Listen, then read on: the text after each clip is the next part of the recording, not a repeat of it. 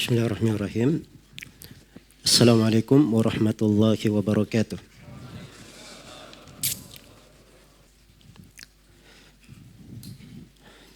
Innal hamdalillah nahmaduhu wa nasta'inuhu wa nastaghfiruh wa na'udzu billahi min shururi anfusina wa sayyiati a'malina. May yahdihillahu fala mudilla lahu wa may yudlil fala hadiya lahu. Asyhadu an la ilaha illallah wahdahu la syarika lah wa asyhadu anna Muhammadan abduhu wa rasuluh. Ya ayyuhalladzina amanu taqullaha haqqa tuqatih wa la tamutunna illa wa antum muslimun.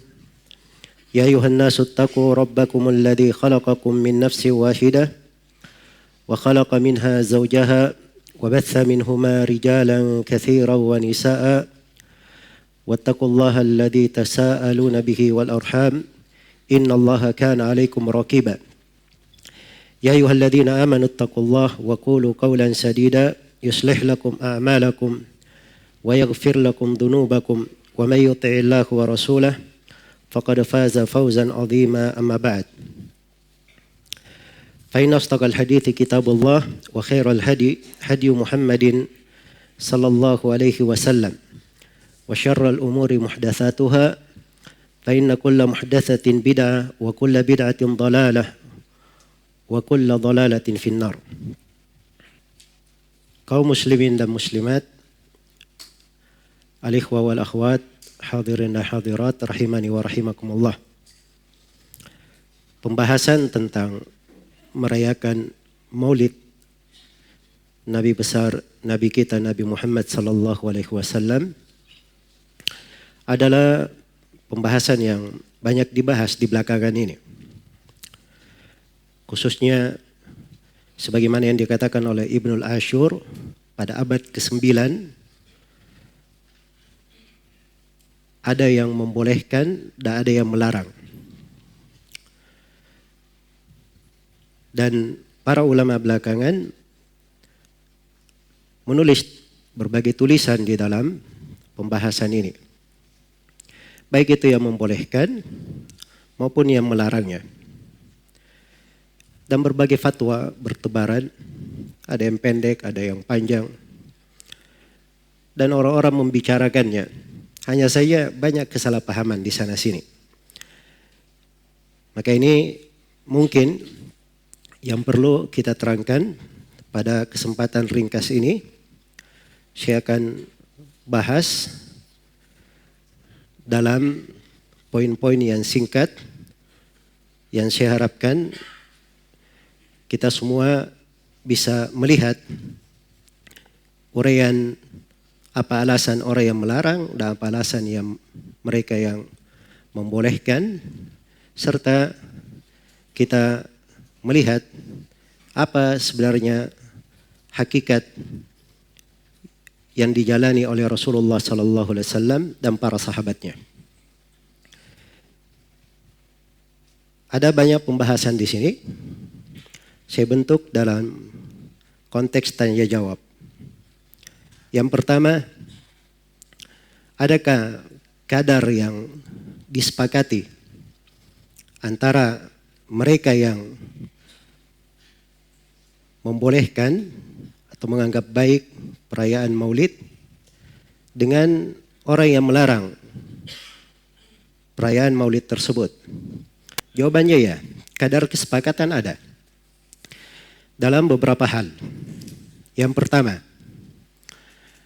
semuanya bersepakat bahwa merayakan Maulid Nabi sallallahu alaihi wasallam itu tidak terjadi di masa Nabi sallallahu alaihi wasallam dan tidak terjadi di masa para as-salaf as-salih dari 3 generasi.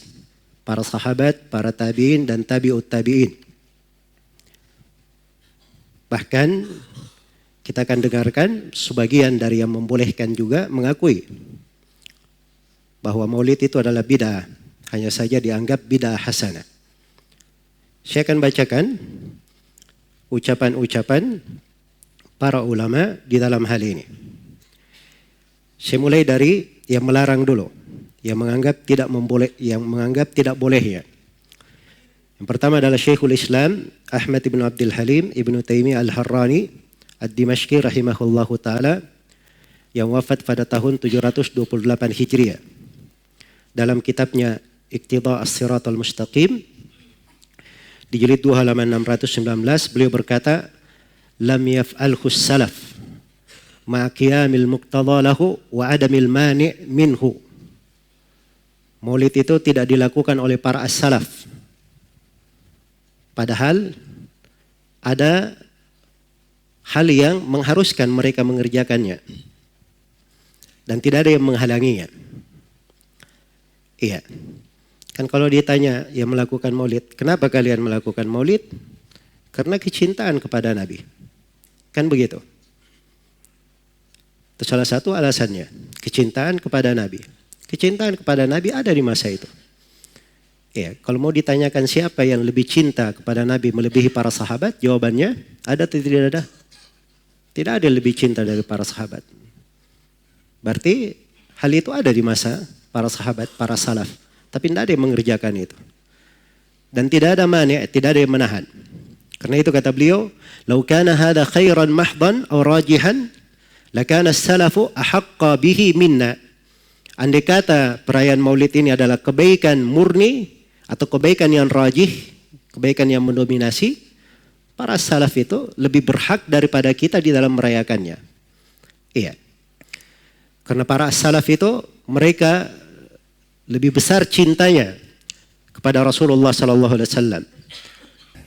Wa hum 'alal khairi ahras. Dan terhadap kebaikan mereka lebih bersemangat. Mereka lebih bersemangat. Tapi ternyata mereka tidak lakukan. Kenapa?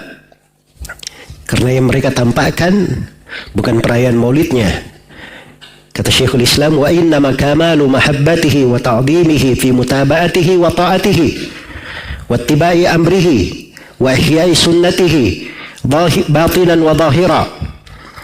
Tetapi kesempurnaan kecintaan kepada Nabi sallallahu alaihi wasallam dan pengagungan kepada beliau adalah di dalam mengikutinya, di dalam taat kepada beliau, di dalam menjalankan perintahnya, di dalam menghidupkan sunnahnya yang zahir maupun yang batin, dan di dalam menyebarkan wa nashri ma bu'itha bihi, menyebarkan apa yang menyebarkan agama yang Nabi diutus dengannya, wal jihadu ala dhalik, dan berjihad di atas hal tersebut, bil qalbi wal yadi wal lisan, dengan hati, dengan tangan dan dengan lisan.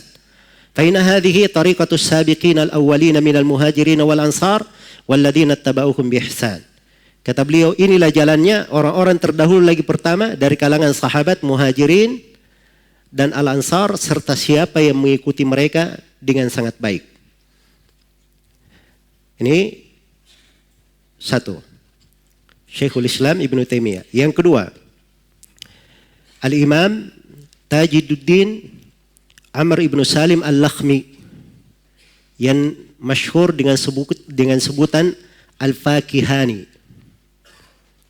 Masyhur dengan sebutan Al-Fakihani. Al-Fakihani ini punya kitab tercetak, judulnya Al-Maurid fi Amalil Maulid. Iya. Dan buku beliau ini disebutkan oleh As-Suyuti rahimahullahu ta'ala secara lengkap di dalam kitab beliau Husnul Maqsid fi Amalil Maulid. Iya. Al-Fakihani berkata apa? Al-Fakihani meninggal pada tahun 734 Hijriah. Meninggal pada tahun 734 Hijriah. Kata Al-Fakihani, la a'lamu li hadzal maulid aslan fi kitabin wala sunnatin wala yunqalu amaluhu an ahadin min ulama'il ummah alladziina humul qudwatu fid dini al-mutamassikuna bi atharil mutaqaddimin bal huwa bid'ah. Kata Al-Fakihani, saya tidak mengetahui ada dasar untuk maulid ini. Dasar pijakan, dasar dalil yang berasal dari Al-Quran, tidak ada pula dari sunnah, dan tidak pula dinukil pengamalan maulid ini dari seorang pun di kalangan ulama umat. ulama umat yang merupakan panutan dalam agama yang berpegang dengan jejak-jejak ulama terdahulu. Bahkan dia adalah bid'ah. Baik, ini Al-Fakihani sudah di abad ke-8. Wafatnya tahun 734 Hijriah. Berikutnya, di antara yang menyebutnya sebagai bid'ah tidak ada dari para salaf adalah Al-Allamah Ibnul Hajj rahimahullah. Al-Fakihani ini ulama Malikiyah. Ibnul Hajj juga dari ulama Malikiyah. Dan ucapan Al-Fakihani ini penerapannya tentang pelarangan maulid tidak bolehnya ini dinukil oleh sejumlah ulama Malikiyah dalam buku-buku mereka di pembahasan fikih. Adapun Ibnul Hajj dalam kitab beliau Al-Madkhal, beliau menjelaskan fa'in khala, maksudnya fa'in khala minhu, apabila maulid ini tidak ada di dalamnya as-sama, tidak ada di dalamnya dari nyanyian-nyanyiannya orang-orang sufi, wa umila ta'aman faqat, dan dibuat makanan saja di dalam maulid ini, wa amila ta'aman faqat, dan orang yang melakukan maulid dia membuat makanan saja, wa nawa bihil maulid wa da'a ilaihil ikhwan wa salima min kulli ma taqaddama dzikruhu, dan dia hanya meniatkan maulid, dia panggil kawan-kawannya dan selamat perayaan maulidnya dari segala kerusakan yang telah disebutkan. Sebelumnya ada beliau terangkan ya tentang mafasid dari maulid. Maka hukum maulid yang seperti ini apa? Kata beliau, fahuwa bid'atun binafsi niyatihi faqat. Maka dia itu adalah bid'ah dengan niat itu saja. Ya, kenapa? Inna dzalika ziyadatun fid din laisa min amalis salafil madin. Alasannya karena itu tambahan di dalam agama. Tidak ada dari amalan para as-salaf yang terdahulu. Iya. Wattiba'us salaf aula. Mengikuti as-salaf lebih layak kata beliau. Bal aujab. Bahkan lebih wajib. Iya. Jelas ya? Kata beliau aula, mengikuti as-salaf aula. Bal aujabu min ayyazida niyatan mukhalifatan lima kanu alaihi. Iya. Bahkan itu lebih wajib ya, daripada dia menambah niat yang menyelisihi apa yang para salaf berada di atasnya. Liannahum asyaddun nasi ittiba'an li sunnati Rasulillah sallallahu alaihi wasallam wa ta'dhiman lahu wa li sunnatihi. Karena mereka ini para salaf ini manusia yang paling kuat mengikuti sunnah Rasulullah sallallahu alaihi wasallam, yang paling mengagungkannya, mengagungkan Nabi dan mengagungkan sunnahnya. Walahum qadamus sabiq fil mubadarati ila dalik. Dan mereka punya kaki yang sudah lebih dahulu mendahului kita di dalam seluruh hal itu. Walam yunqal an ahadin minhum annahu nawal maulid, dan tidak diniat dan tidak dinukil dari seorang pun dari para as-salaf ada yang meniatkan maulid. Wa nahnu lahum taba' fayas'una ma wasa'ahum. Kata Ibnul Hajj, dan kita mengikuti para as-salaf. Dan apa yang lapang bagi mereka, yang dianggap bagus oleh mereka, itulah yang lapang bagi kita. Baik. Ini Ibnul Hajj rahimahullahu ta'ala.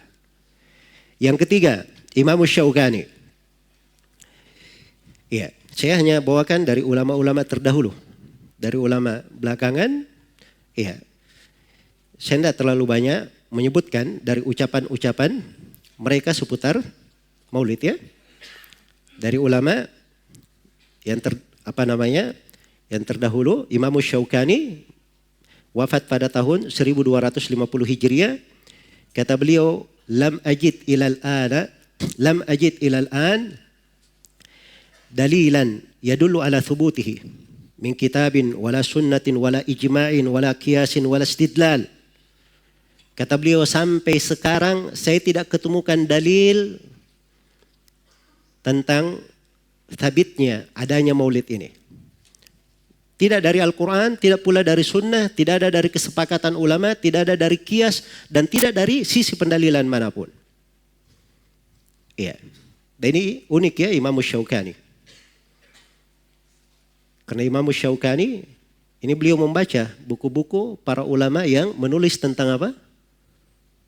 Tentang pembolehan maulid. Termasuk buku As-Suyuti dibaca oleh Asy-Syaukani. Tapi bersamaan dengan itu beliau menyatakan ini. Kata beliau, bal ajma'al muslimuna annahu lam yujad fi asri khairil qurun walal ladina yalunahum walal ladina yalunahum. Bahkan sepakat kaum muslimin bahwa maulid ini tidak diketemukan di masa generasi yang terbaik, yaitu para sahabat. Dan tidak pula di masa generasi setelah mereka, yaitu para tabi'in. Dan tidak pula diketemukan di masa setelah mereka, tabi'ut tabi'in. Kemudian beberapa halaman setelah itu, setelah Syaukani menyebutkan beberapa karya tulis di pembahasan maulid, termasuk buku As-Suyuti. Beliau sebutkan. Dan siapa yang menulis sebelum As-Suyuti atau di sekitar As-Suyuti? Ya. Kata Syaukani, "Faminhum man jazama bi adami jawazi." Di antara ulama ada yang memastikan tidak bolehnya maulid. Wa minhum man jawazahu bi syarti alla yashabuhu munkar. Dan di antara ulama ada yang membolehkan maulid, tapi dengan syarat tidak boleh disertai dengan kemungkaran. Mal i'tiraf bi annahu bid'ah, tapi yang membolehkan mengakui bahwa maulid adalah bid'ah. Iya. Tapi kata Syaukani, walam ya'ti bi hujjatin aslan. Tapi dia tidak membawa hujjah sama sekali. Baik. Satu lagi dari ulama yang tidak membolehkan maulid. Ini dari ulama belakangan ya. Dari ulama Mesir. Ya. Syekh Muhammad bin Abdul Salam Asy-Syuqairi dalam kitabnya As-Sunan wal Mubtada'at Al-Muta'alliqah bil Adhkari was Salawat.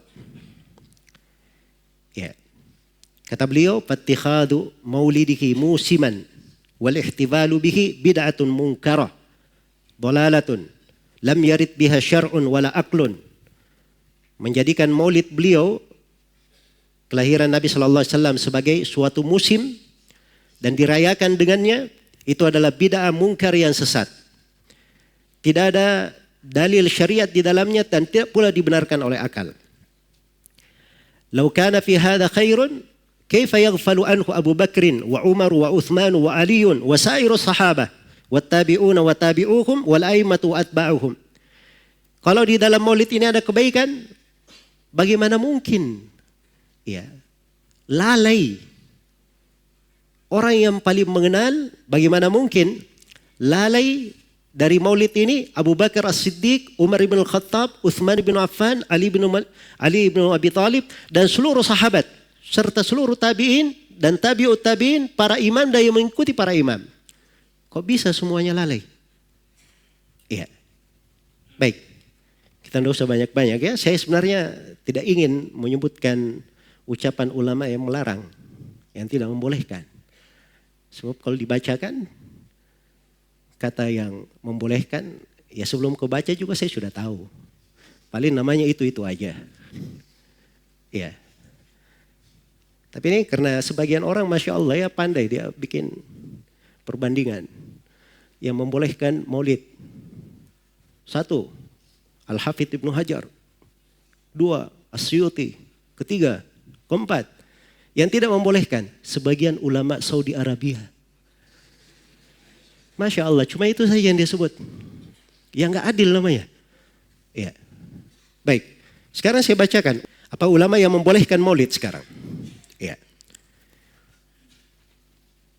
Pertama As-Suyuti rahimahullah. As-Suyuti wafat tahun 911 Hijriah. Ya, beda berapa tahun dari Ibnu Taimiyah. Dari Al-Fakihani, hampir 200 tahun. Ya. As-Suyuti, beliau punya pembahasan tentang maulid. Beliau beri nama Husnul Maqsid. Disebutkan di dalam kumpulan fatwa-fatwa yang beliau beri judul dengan nama Al-Hawi Lil Fatawi. Dicetak 2 jilid. Ini di pembahasan Kitabun Nikah di bab walima. Di situ disebutkan pembahasannya. Ya. As-Suyuti berkata, perhatikan ucapan As-Suyuti, bahasanya, "Awwalu man ahdatha fi'la dzalika", sahibul irbal al-malikul mudaffar. Awal yang mengada-adakan perbuatan maulid adalah penguasa Irbal, Raja Al-Mudaffar. Jadi Asyuyuti mengakui bahwa maulid ini uhdith, diada-adakan. Perhatikan, dia sendiri mengakui. Ya. Yang kedua, dari yang membolehkan maulid, namanya Abu Syamah rahimahullah, penulis kitab Al-Ba'ith ala Inkaril Bid'ah wal Hawadith. Beliau berkata, wa min ahsani mabtudi'a fi zamanina min hadal qabil. Kata beliau, dari bid'ah yang paling bagus di masa kita. Nah, ini dia sebut. Ya. Dari bid'ah yang paling apa? Bagus. Jadi dia sudah akui di bid'ah. Ya. Tapi sayangnya dikasih kata yang paling bagus. Ya. Baik. Kata beliau, makana yuf'al di Madinati Irbal. Apa yang dilakukan di tanah Irbal, di negeri Irbal. Ini negeri berada di Mosul. Iya. Jabarahallahu ta'ala kulla amin fil yawmil muwafiq li yawmi maulidin Nabi sallallahu alaihi wasallam. Diadakan di negeri Irbal itu. Ya, semoga Allah menguatkan negeri ini. Setiap tahun katanya, pada hari yang bertepatan dengan kelahiran Nabi. Dia tidak sebutkan hari apa. Karena ada silang pendapat. Hari kelahiran Nabi itu hari apa. Jelas ya? Diadakan di situ apa? Minas sadaqat, dari sedekah-sedekah, al-ma'ruf, dari perkara yang ma'ruf, idhariz zina, wassurur, ditampakkan dari perhiasan kegembiraan, dan seterusnya dari ucapan beliau. Baik, itu yang pertama. Yang kedua, itu yang kedua ya. Yang ketiga, dari yang membolehkan maulid. Ini Imam As-Sakhawi. Ucapan As-Sakhawi, ya, itu di dalam sebuah bukunya. Dia punya buku khusus tentang masalah maulid. Tapi kita menukilnya dari nukilan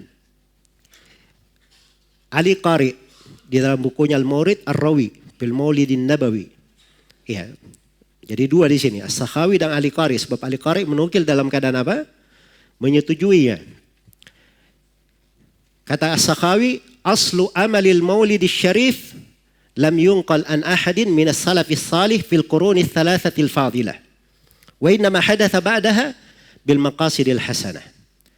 Asal pelaksanaan maulid Nabi yang mulia, maulid yang mulia, itu tidak dinukil dari seorang pun dari para as-salaf.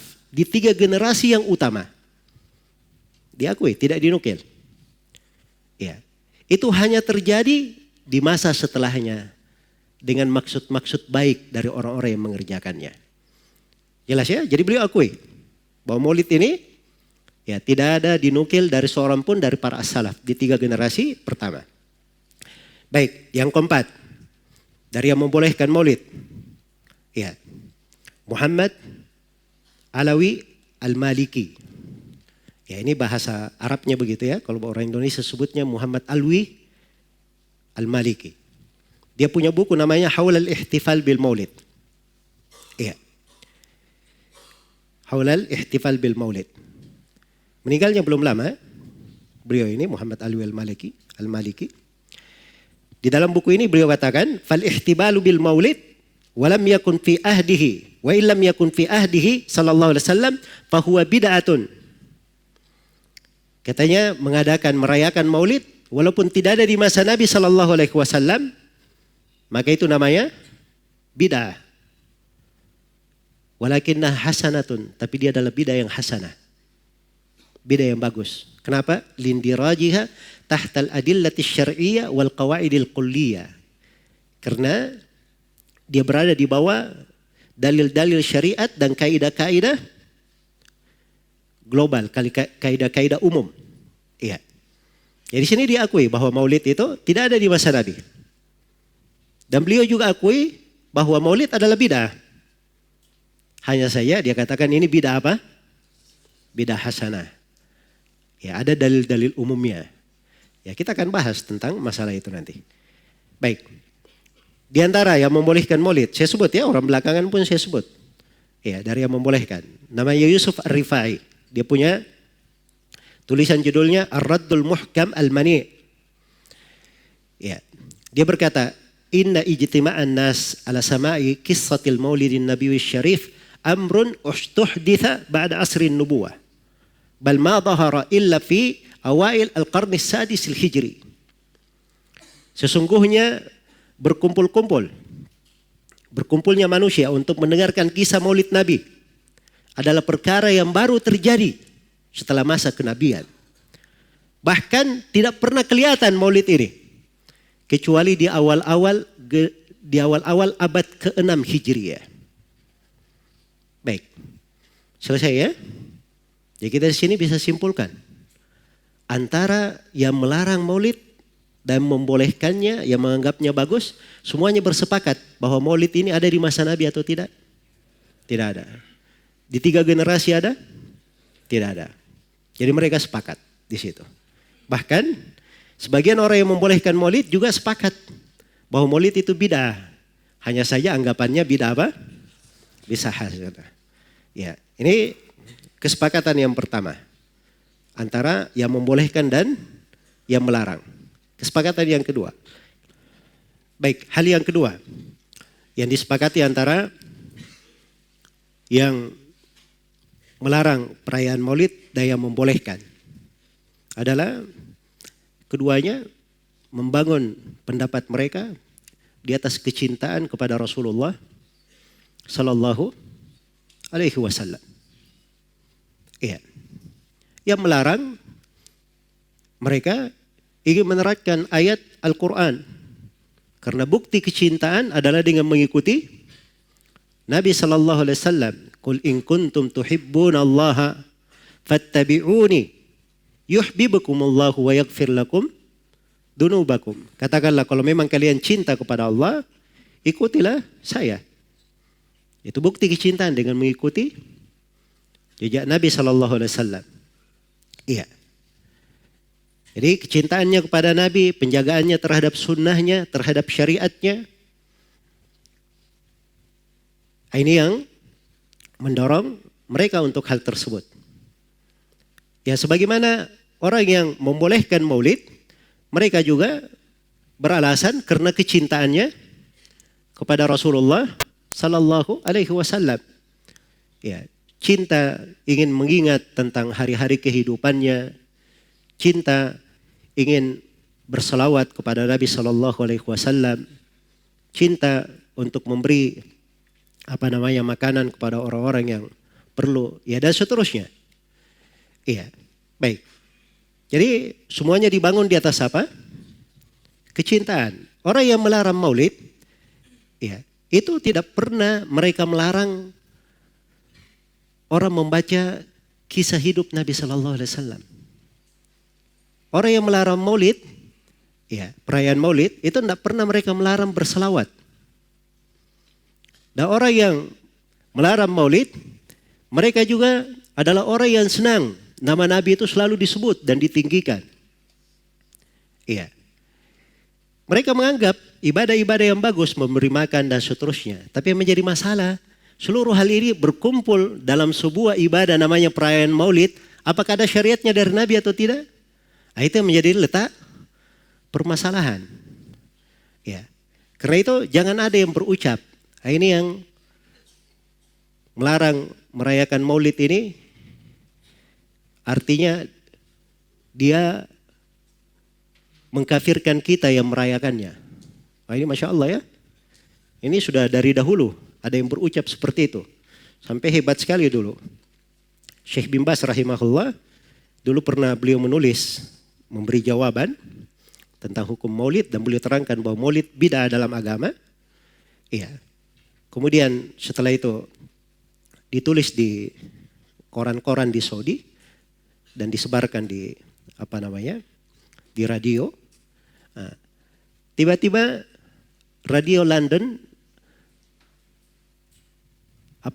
menyiarkan di berita pagi bahwa Syekh bin Baz mengatakan yang merayakan maulid, katanya perayaan maulid itu adalah kekafiran. Ya. Maka Syekh bin Baz memberikan sanggahan untuk hal tersebut dalam tulisan beliau. Dan beliau katakan beberapa hari yang lalu ada yang menukil dariku, dia sebutkan dari Ida London, ya, bahwa saya mengatakan perayaan Maulid itu adalah kekafiran. Dan ini adalah kedustaan, tidak ada asas kebenarannya sama sekali. Dan setiap orang yang membaca tulisan saya akan tahu akan hal ini. Iya, tahu akan hal ini. Baik, jadi hukum terhadap bid'ah itu bukan artinya seorang itu dikafirkan. Jelas ya? Bahkan akan datang nanti kita akan kaji salah satu alasan orang yang membolehkan maulid, dia berdalilkan dengan ucapan Ibnu Taimiyah. Iya, kita akan kaji di situ bahwa Syekhul Islam Ibnu Taimiyah kadang memandang orang yang merayakan maulid itu karena niatnya yang baik, dia dapat pahala. Karena niatnya yang baik. Kita akan kaji ucapan beliau di sana. Iya.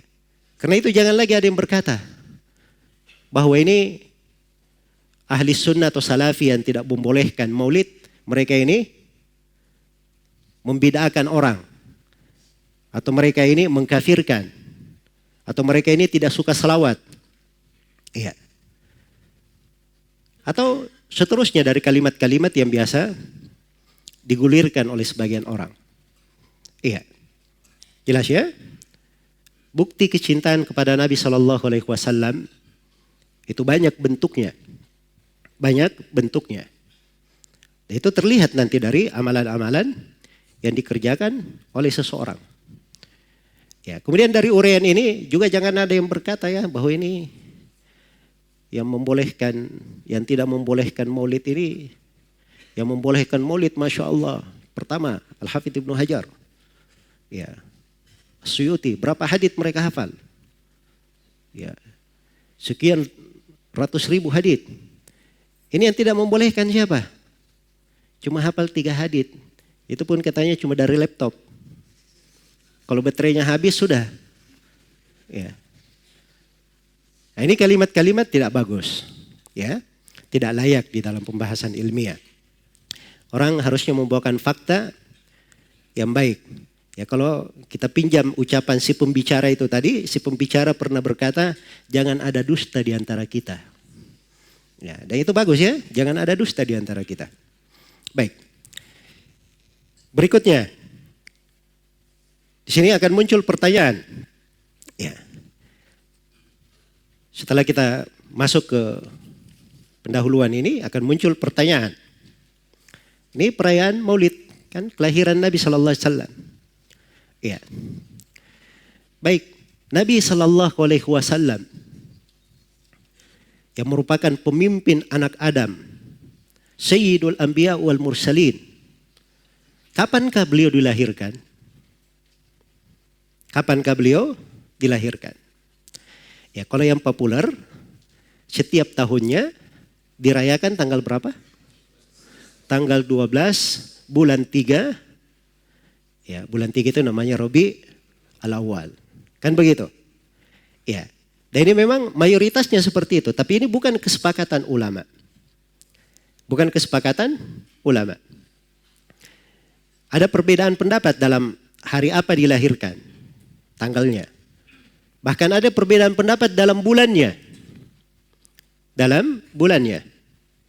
Iya. Di antara ulama ada yang berkata Nabi SAW dilahirkan tanggal 2 Rabiul Awal. Ada yang mengatakan tanggal 8. Ada yang mengatakan tanggal 10. Ada yang mengatakan tanggal 12. Ada yang mengatakan tanggal 17 dari Rabiul Awal. Ya. Baik. Dan ada yang mengatakan bukan di Rabiul Awal, malah di bulan Ramadan. Di bulan Ramadan. Ya, dan ini bisa dibuka di buku-buku yang menjelaskan tentang kelahiran Nabi Sallallahu Alaihi Wasallam, yang paling dekatnya mungkin Al-Bidayah wan Nihayah, dan selainnya itu akan ditemukan, dijelaskan perbedaan pendapat ini. Sampai Raja Al-Mudhaffar sendiri, ya, itu disebutkan bahwa perayaan maulidnya itu tidak di satu hari itu saja, bukan di tanggal 12 saja. Tahun berikutnya berubah di tanggal ini, berubah di tanggal itu. Ya. Bahkan untuk keluar dari celah ini ada sebagian mengatakan maulid itu tidak mesti tanggal 12. Dia boleh berpindah di tempat lain. Nah, ini untuk keluar dari masalah ini. Untuk keluar dari apa? Dari masalah ini. Baik. Sekarang yang menjadi permasalahan, sesuatu kalau memang itu sangat penting, tidak mungkin hal tersebut tidak tercatat. Iya. Di dalam apa? Di dalam sejarah kan begitu. Nah, kita akan kaji nanti hadits salah satu dalil orang yang membolehkan maulid. Katanya di dalam Sahih Muslim, Nabi SAW ditanya tentang puasa hari Senin. Kata beliau, dalika yaumu wulidtu fihi. Dalika yauma wulidtu fihi wa yauma bu'idtu au unzila alayya fihi. Iya. Hari Senin itu adalah hari saya dilahirkan padanya. Atau hari saya diutus diturunkan kepadaku. Baik, di sini Nabi SAW hanya menyinggung harinya. Hanya menyinggung apa? Harinya saja, hari Senin. Iya. Andai kata tanggalnya itu adalah hal yang jelas atau hal yang penting bagi umat, Nabi pasti akan menyebutkan apa? Tanggalnya. Nabi itu orang yang paling fasih.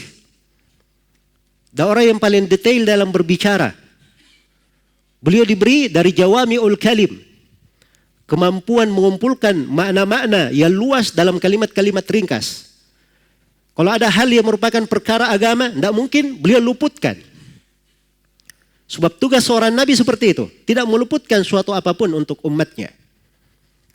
Karena itu dalam hadits Abdullah bin Amr bin As riwayat Muslim, Rasulullah bersabda, "Innahu lam yakun nabiyyun qabli illa kana haqqan alaihi ayyadulla ummatahu ala khairi ma ya'lamuhu lahum wa yunzirahum syarra ma ya'lamuhu lahum." Tidak ada seorang nabi pun sebelumku kecuali wajib atas nabi itu untuk menjelaskan segala kebaikan yang dia ketahui untuk umatnya. Dan wajib atas nabi tersebut untuk menerangkan segala kejelekan yang bisa membahayakan umatnya. Kok bisa masalah seperti ini tidak diterangkan oleh Nabi Sallallahu Alaihi Wasallam? Ya, baik. Dan terkait dengan kelahiran beliau Sallallahu Alaihi Wasallam, ini juga tidak diketahui dari umat ini, dari para sahabat, para tabi'in, tabi'ut tabi'in. Ada yang punya perhatian khusus di kelahiran Nabi Sallallahu Alaihi Wasallam. Iya. Pada tanggalnya dan bulannya seperti yang berjalan sekarang di tengah manusia ini. Jelas ya? Bahkan di sini ada satu hal yang banyak orang tidak mengetahuinya. Apa itu? Sekarang saya mau bertanya. Nabi itu meninggal kapan? Nah, tanggal 12 Rabiul Awal meninggalnya. Dan ini tidak ada silam pendapat di kalangan ulama. Jelas ya? Karena meninggalnya Rasulullah Sallallahu Alaihi Wasallam ini memang dicatat oleh umat. Nabi berucap sebuah hadits di situ. Diriwayatkan oleh Imam Ad-Darimi. Rasulullah Sallallahu Alaihi Wasallam bersabda, haditsnya dikuatkan oleh Syekh Al-Albani. Idza asaba ahadukum musibatan falyadhkur musibatahu bi fa innaha min a'dhamil masaib. Kata Nabi sallallahu alaihi wasallam, apabila salah seorang di antara kalian tertimpa musibah, maka hendaknya dia ingat musibah tersebut. Hendaknya dia ingat musibahnya terkait denganku, kata Nabi. Karena musibah yang terkait denganku itu musibah di antara musibah yang paling besar. Jadi Nabi perintah hal itu. Dan ini yang berjalan di tengah para sahabat. Diriwayatkan oleh Imam Ahmad dari Anas bin Malik radhiyallahu taala anhu. Anas bin Malik berkata, syahidtuhu yauma dakhala al-Madinah. Saya melihat Nabi di hari beliau masuk ke kota Madinah. Maksudnya hijrah dari Mekah masuk ke Madinah. Di hari yang Nabi masuk ke Madinah, kata Anas, saya menyaksikan Nabi. Fama ra'aitu yawman qad ahsana wala adwa min yawmin dakhala alaina fihi. Kami tidak pernah melihat, kata Anas, saya tidak pernah melihat satu hari pun yang lebih indah dan lebih terang melebihi hari yang Rasulullah SAW masuk di hari itu. Iya, jelas ya? Masuk di hari tersebut. Tapi bersamaan dengan itu juga dia dicatat hari Nabi menginjakkan kakinya di kota Madinah, tiba dari Mekah berhijrah ke Madinah tanggal berapa di bulan berapa, itu juga ada silang pendapat di kalangan ulama. Andai kata hal yang sangat penting, ini tidak akan ditelantarkan oleh umat yang beginian. Jelas ya? Kemudian kata Anas, wa syahidtuhu yauma mautihi, dan saya juga menyaksikan Nabi tatkala beliau meninggal. Fama ra'aitu yauman akbaha wala adlama min yaumin mata fihi sallallahu alaihi wasallam. Saya lihat di hari beliau meninggal, saya tidak melihat ada hari yang lebih buruk, lebih gelap melebihi hari yang Rasulullah sallallahu alaihi wasallam meninggal di situ. Iya. Jadi andai kata tanggal 12 ini, tanggal 12 Rabiul Awal ini ada keistimewaan khusus pada setiap tahunnya. Iya. Maka pasti sudah menjadi perhatian kaum muslimin. Sudah menjadi apa? Perhatian kaum muslimin. Tidak mungkin hal-hal yang seperti ini ditinggalkan, ditelantarkan, sampai dilalaikan. Bayangkan 3 generasi. Semuanya lalai, tidak ada yang mengurusinya. Tiba-tiba datang yang belakangan, dia menganggap dirinya lebih pandai daripada yang pertama. Ya. Maka kalau ingin takjub, cari yang ajaib. Nah, ini salah satu bentuk dari keajaiban. Baik. Jadi ini pertanyaan terkait dengan kapan Rasulullah SAW dilahirkan. Pertanyaan berikutnya, ya. Setelah ini menyeret kita kepada pertanyaan berikutnya. Kalau begitu, siapa yang pertama kali merayakan Maulid itu? Iya, baik. Ini tentunya kita harus buka sejarah. Iya. Dan kita lihat dari para ulama di dalam sejarah itu, apa yang mereka sebutkan di dalam hal tersebut. Di sini saya akan terangkan ya, bahwa yang mengatakan awal kali yang merayakan Maulid itu adalah di masa para khulafa al-Fatimiyun. Ini bahasa yang dipakai ya untuk Fatimiyun. Itu bahasa dinamakan oleh orang awam. Tapi kalau bahasa lebih detailnya dikatakan al-Ubaidiyun. Dikatakan apa? Orang-orang al-Ubaidiyun. Iya. Baik. Nah, ini yang pertama kali diketahui merayakan Maulid itu. Disebutkan oleh Taqiyuddin Al-Makrizi. Wafat pada tahun 845 Hijriah. Perhatikan, saya sebutkan ya, pada tahun berapa wafatnya? 845 Hijriah. As-Suyuti wafatnya tahun 911 Hijriah. Al-Makrizi 845 Hijriah.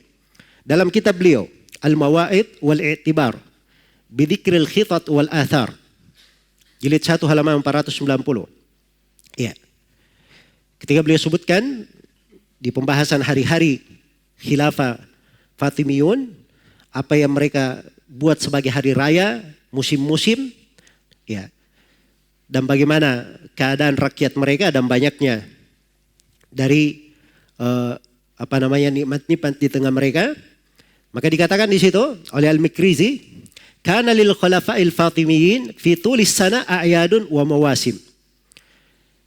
Adalah para khalifah Ubaidiyyin ini, orang-orang Fatimiyin ini, sepanjang tahun mereka punya beberapa hari Id dan punya beberapa perayaan.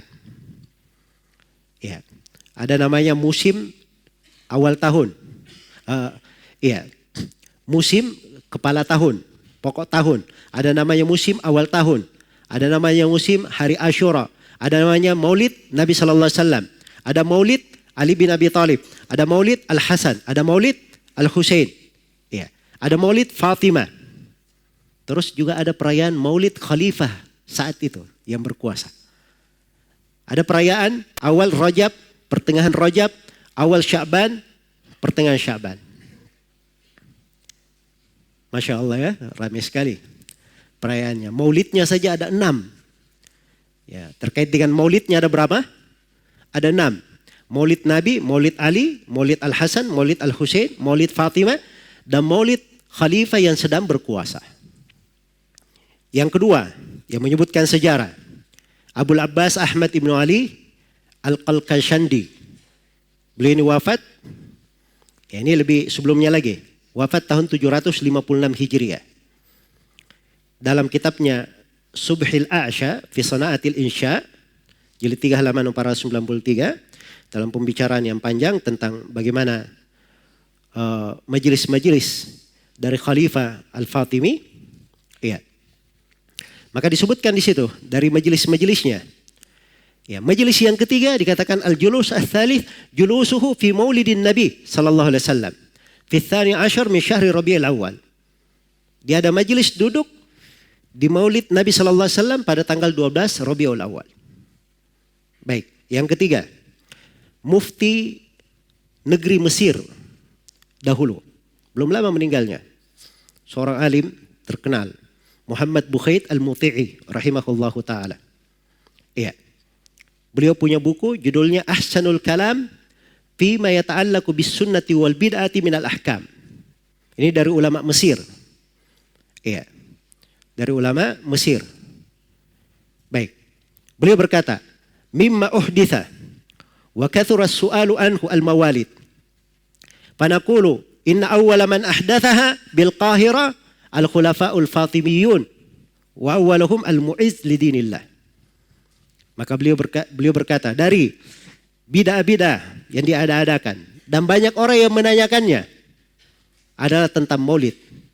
Maka kami tegaskan, sesungguhnya awal yang mengada-adakan maulid di Kairo ini adalah para pemerintah Fatimiyun. Iya. Awal mereka adalah Al-Mu'izz lidinillah. Itu gelarnya ya, awal khalifahnya itu.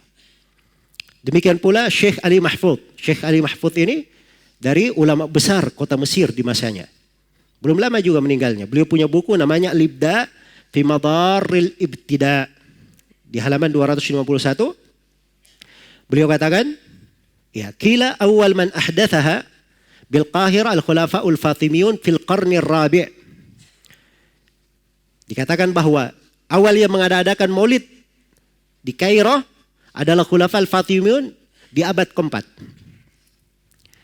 Fabtada'u sittata mawalid. Mereka mengadakan 6 maulid. Maulid Nabi, Maulid Ali, Maulid Imam Ali, Maulid Fatimah Az-Zahra, Maulid Al-Hasan, dan Maulid Al-Husain. Serta Maulid Khalifah yang sedang berkuasa. Baik. Saya pikir cukup ya. 4 ini. Iya.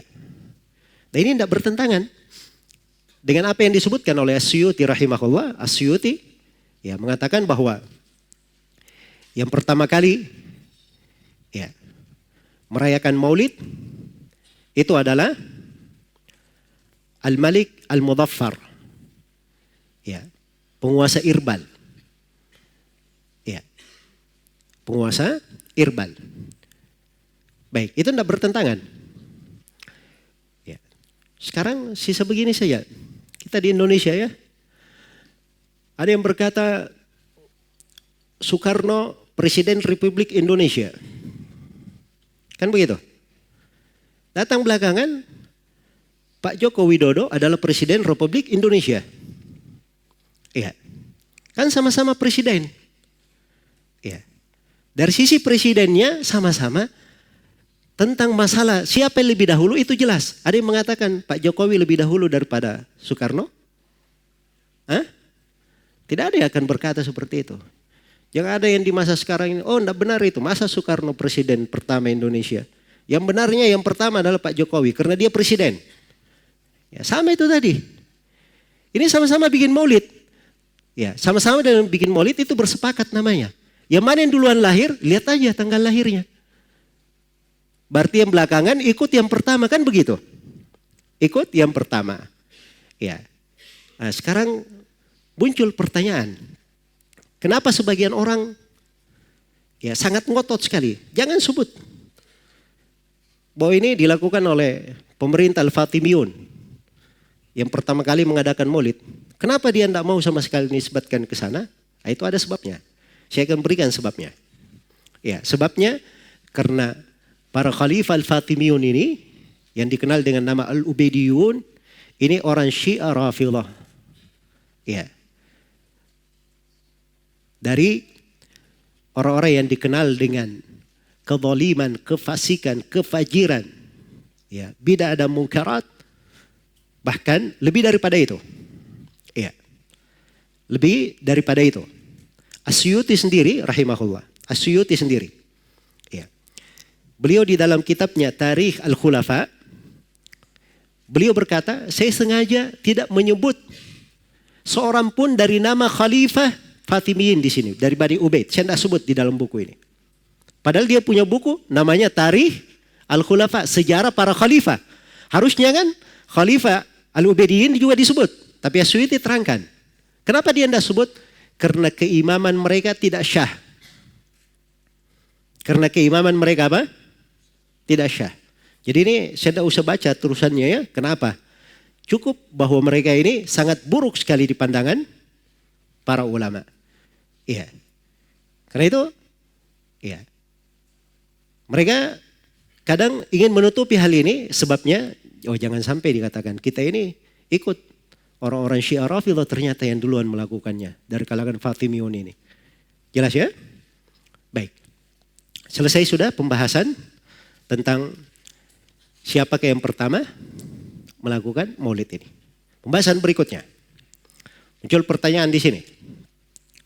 Ya, setelah kita ketahui tentang apa yang disepakati antara orang yang membolehkan dan tidak membolehkan. Ya, muncul pertanyaan di mana sebenarnya letak permasalahan antara yang membolehkan dan tidak memperbolehkan. Yang membolehkan maulid dan yang melarangnya, sebenarnya letak yang mereka bahas itu di mana? Letak yang mereka permasalahkan itu apa? Iya. Ini yang perlu dijelaskan dengan baik. Dan sebenarnya dari apa yang telah kita terangkan, ya, itu sudah kelihatan ya. Sebab semua orang yang membolehkannya, semua orang yang membolehkan maulid, itu dia syaratkan di dalam maulid itu tidak boleh ada apa? Ada kemungkaran. Ya. Jadi bagi mereka maulid itu isinya adalah bersalawat kepada Nabi Sallallahu Alaihi Wasallam, ya, menyebut dari sirah Nabi Sallallahu Alaihi Wasallam, kadang dibacakan dari qasidah, pujian-pujian, memuji Nabi Sallallahu Alaihi Wasallam. Ya, kemudian di dalam maulid itu ada memberi makan, ya, memberi makan. Ya. Adapun kalau ada kemungkaran, maka ulama-ulama yang membolehkan maulid itu mencelanya. Tidak memperbolehkannya. Iya, tidak memperbolehkannya. Termasuk Imam As-Suyuti rahimahullahu ta'ala. Iya, termasuk Imam As-Suyuti rahimahullahu ta'ala. Dan Ibnul Hajj sendiri sudah menerangkan tentang kemungkaran-kemungkaran itu kayak bagaimana. Ya, di dalam perayaan maulid tersebut. Jadi kalau ada kemungkarannya itu mereka ingkari. Sampai kita di Indonesia juga, itu adalah hal yang dimaklumi ya. Sampai Syekh Muhammad Hashim Al-Asy'ari rahimahullahu ta'ala, pendiri NU, itu beliau punya buku judulnya At-Tanbihat Al-Wajibat Liman Yasna'ul Maulid Bil Munkarat. Artinya peringatan-peringatan yang wajib terhadap siapa yang merayakan maulid dengan kemungkaran. Iya. Maka beliau terangkan apa saja kemungkaran-kemungkaran itu yang tidak boleh di situ. Bercampur baur laki-laki perempuan. Bercampur baur laki-laki perempuan.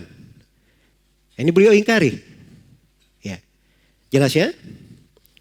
Kemudian disertai dengan musik di dalamnya, joget-joget. Ya. Ini kemungkaran-kemungkaran disepakati oleh ulama, tidak diperbolehkan. Ya. Apalagi kalau di dalamnya terdapat dari kesyirikan-kesyirikan, keyakinan-keyakinan yang batil. Ya. Misalnya meyakini bahwa Nabi SAW hadir pada saat maulid tersebut. Nah, itu ada yang meyakini seperti itu. Ya. Sampai ada sebagian ulama berkata tentang kelompok Tijani. Kelompok Tijani ini, Masya Allah, selalu mereka berkata bahwa Nabi itu hadir bersama kita. Jadi ada yang berkata, Masya Allah, repot sekali Nabi dari kota Medina datang ke Maroko untuk hadir bersama kalian. Ya, betapa jauh perjalanan Nabi itu hadir bersama kalian. Baik. Jadi ini keyakinan batil yang seperti ini jelas tidak diperbolehkan. Adalah kemungkaran. Iya. Jadi kalau dalam maulid misalnya dibacakan qasidah al-burda. Nah, ini dari kemungkaran. Dalam qasidah al-burda itu ada syair-syair yang sangat tidak layak sekali. Berlebihan terhadap kedudukan Nabi Sallallahu Alaihi Wasallam. Ya, seperti ucapan Al-Busiri, ya akramal khalqi, mali man aludu bihi, siwaka inda hululil hadithil amami. Ya, qasidah al-burda ini dari lantunan syair-syair bagus ya. Apa namanya? Susunannya di atas wazan Bahrul Basit. Ya, mustaf'ilun fa'ilun mustaf'ilun fa'ilun. Bagus ininya, tapi maknanya yang di dalamnya ada makna-makna yang berlebihan terhadap Nabi. Seperti qasidah ini. Ya, dia berkata kepada Nabi, wahai makhluk yang paling mulia, saya tidak memiliki tempat berlindung selain daripada engkau. Ketika terjadi perkara besar yang menimpa semua orang. Yang seperti ini milik siapa? Milik Nabi atau milik Allah? Milik Allah, semua orang paham kan? Ya, masa dibaca di acara maulid? Ya, dijadikan hal tersebut bagian dari maulid. Nah, ini perkara mungkar, semua ulama yang membolehkan maulid pun mengingkari hal yang seperti ini. Baik, jadi kalau begitu, yang dipermasalahkan, ya, yang menjadi pembahasan di dalam pembahasan maulid ini, itu di sudut yang mana? Jawabannya itu di pembahasan maulid yang lepas dari kemungkaran itu tadi. Lepas dari kemungkaran itu tadi. Maulid yang tidak ada kemungkaran yang seperti itu, yang hanya ada di dalamnya berselawat kepada Nabi, mengingat dari sirah Nabi, kemudian membaca dari qasidah-qasidah yang bagus, kemudian memberi makan kepada orang-orang miskin. Ya, ini dari hal-hal yang bagus ini berkumpul sebagai maulid. Ini yang menjadi letak pembahasan. Itulah terbagi dua. Ada yang membolehkan dan ada yang tidak membolehkannya. Ada yang membolehkan dan ada yang tidak membolehkannya. Baik. Jadi kita sudah mulai masuk kepada inti pembahasan di dalam masalah ini. Ya, jadi kalau saya ingin bahas di sini tentang dalil-dalil, ya, siapa yang membolehkannya, dalil-dalil yang mereka sebutkan itu banyak. Banyak yang mereka sebutkan. Dan tentang orang yang melarangnya, saya sudah singgung tadi beberapa dari dalilnya. Dan saya tidak mau terangkan secara khusus dalil mereka yang tidak membolehkan 1, 2, 3, 4 dan seterusnya. Karena ini pembahasan kita ringkas. Iya. Tidak diragukan bahwa maulid itu adalah perkara yang tidak ada di masa Nabi SAW, para sahabat, para tabi'in dan tabi'ut tabi'in. Dan dia adalah perkara baru di dalam agama. Perkara baru di dalam agama. Dia adalah hal yang ditolak menurut pendapat yang paling dekat, yang paling kuat. Itulah pendapat para ulama yang apa? Yang melarang. Nah, sekarang sisa kita dengarkan. Ya. Kita dengarkan bagaimana dalil mereka yang membolehkan maulid tersebut. Ya, apa alasan mereka? Ya, jadi sebelum saya memulai membacakan dalil-dalil mereka, bahwa mereka yang membolehkan perayaan maulid ini, semua dalil-dalil mereka itu kita akan jawab. Ya, pada apa yang akan dipaparkan di malam ini, pada perkara-perkara yang penting untuk dijelaskan, kita akan terangkan, tapi kita akan jawab dengan dua jawaban. Ada jawaban global, dan ada jawaban apa? Jawaban terperinci. Ada jawaban secara mujmal, al-jawabul mujmal, dan ada al-jawab al-mufassal. Jawaban secara terperinci. Iya. Jawaban globalnya dikatakan bahwa seluruh dalil yang dipakai oleh para ulama yang menganggap boleh maulid itu, boleh perayaan maulid itu adalah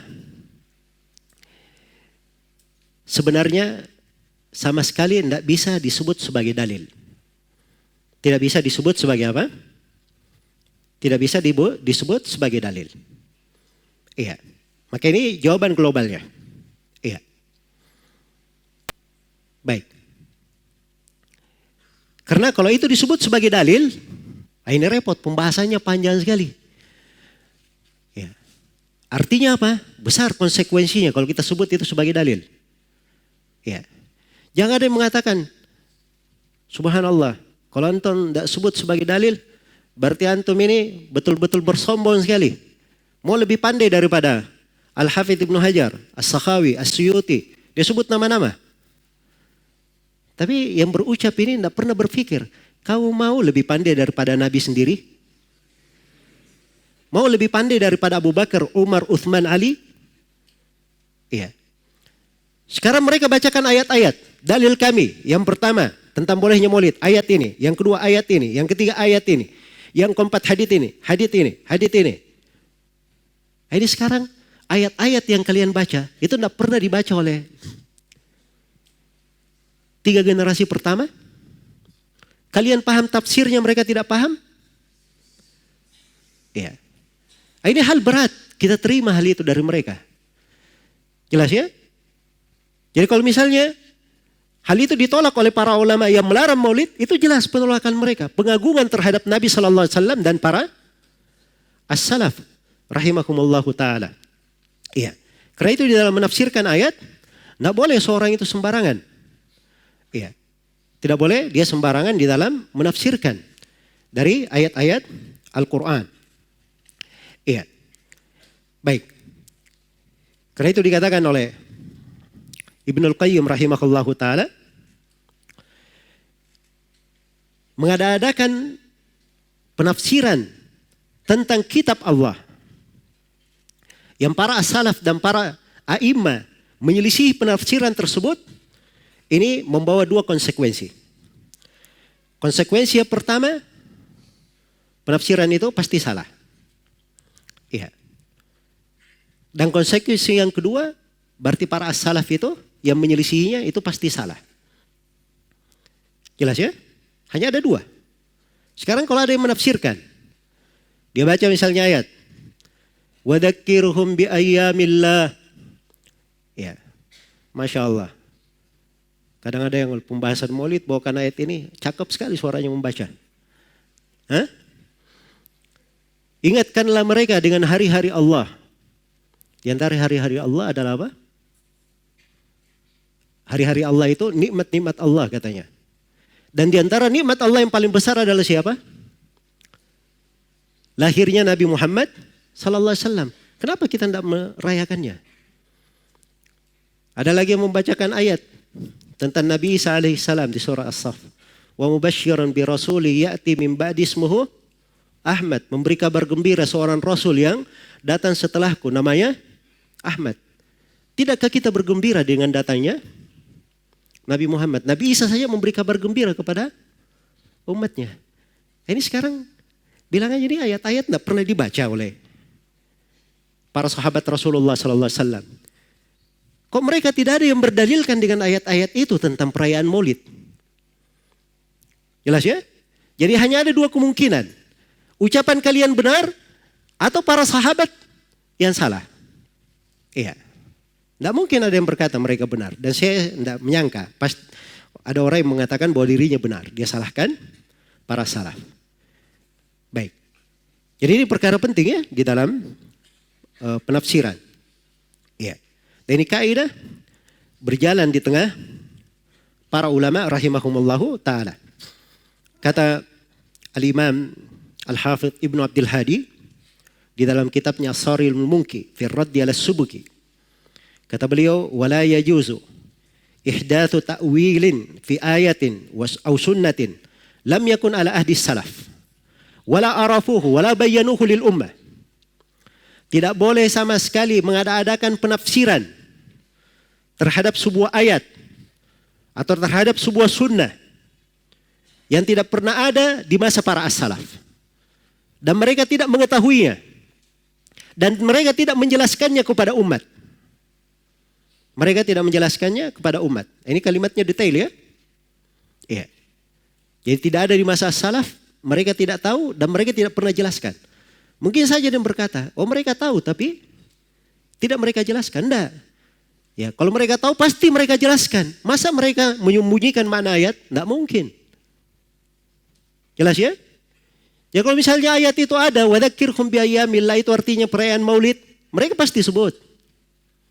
Sama dengan ayat qul bifadlillahi wa birahmatihi fabidzalika falyafrahu. Katakanlah dengan keutamaan Allah dan dengan rahmatnya, hendaknya dengan itu bergembira. Ya. Ternyata para ulama as-salaf mereka ada penafsiran terhadap ayat-ayat itu semua, tidak ada sama sekali yang mengucapkan menghubungkannya dengan apa? Dengan Maulid. Maka ini jawaban global. Kita tidak boleh mengaku lebih pandai daripada mereka. Ya, jelas ya?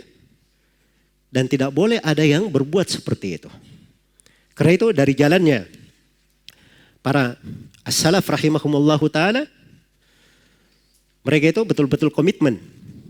Sebagaimana datangnya perintah. Sebagaimana datangnya perintah. Ya. Pernah ada dalam riwayat Abu Daud,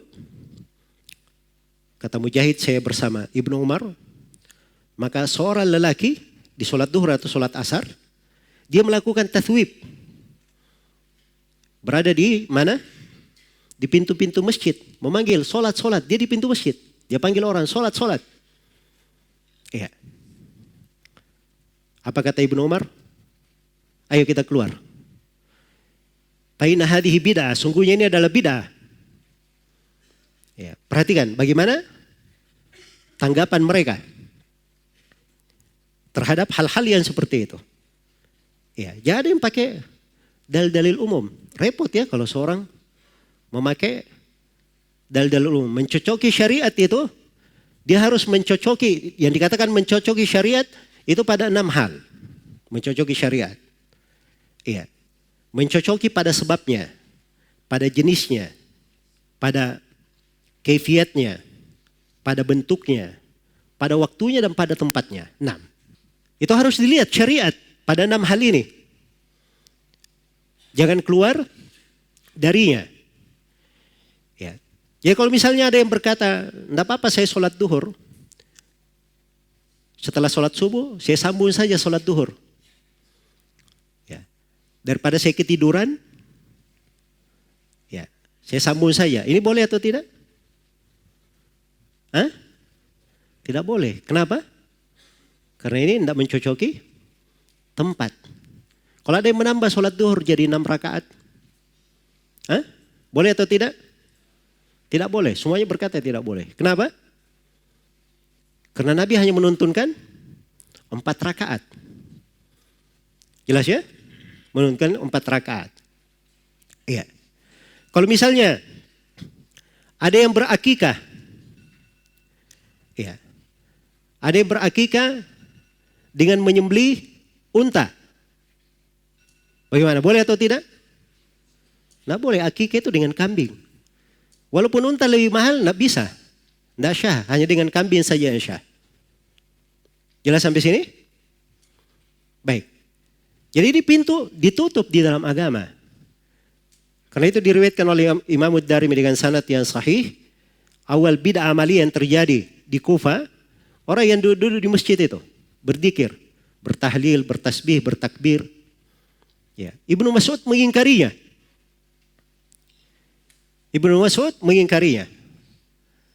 Beliau berkata kepada orang-orang yang duduk itu, betapa kasihannya kalian wahai umat Nabi Muhammad. Ini pakaian Nabi kalian. Belum lagi usang, bejananya belum lagi pecah. Maksudnya belum lama meninggal.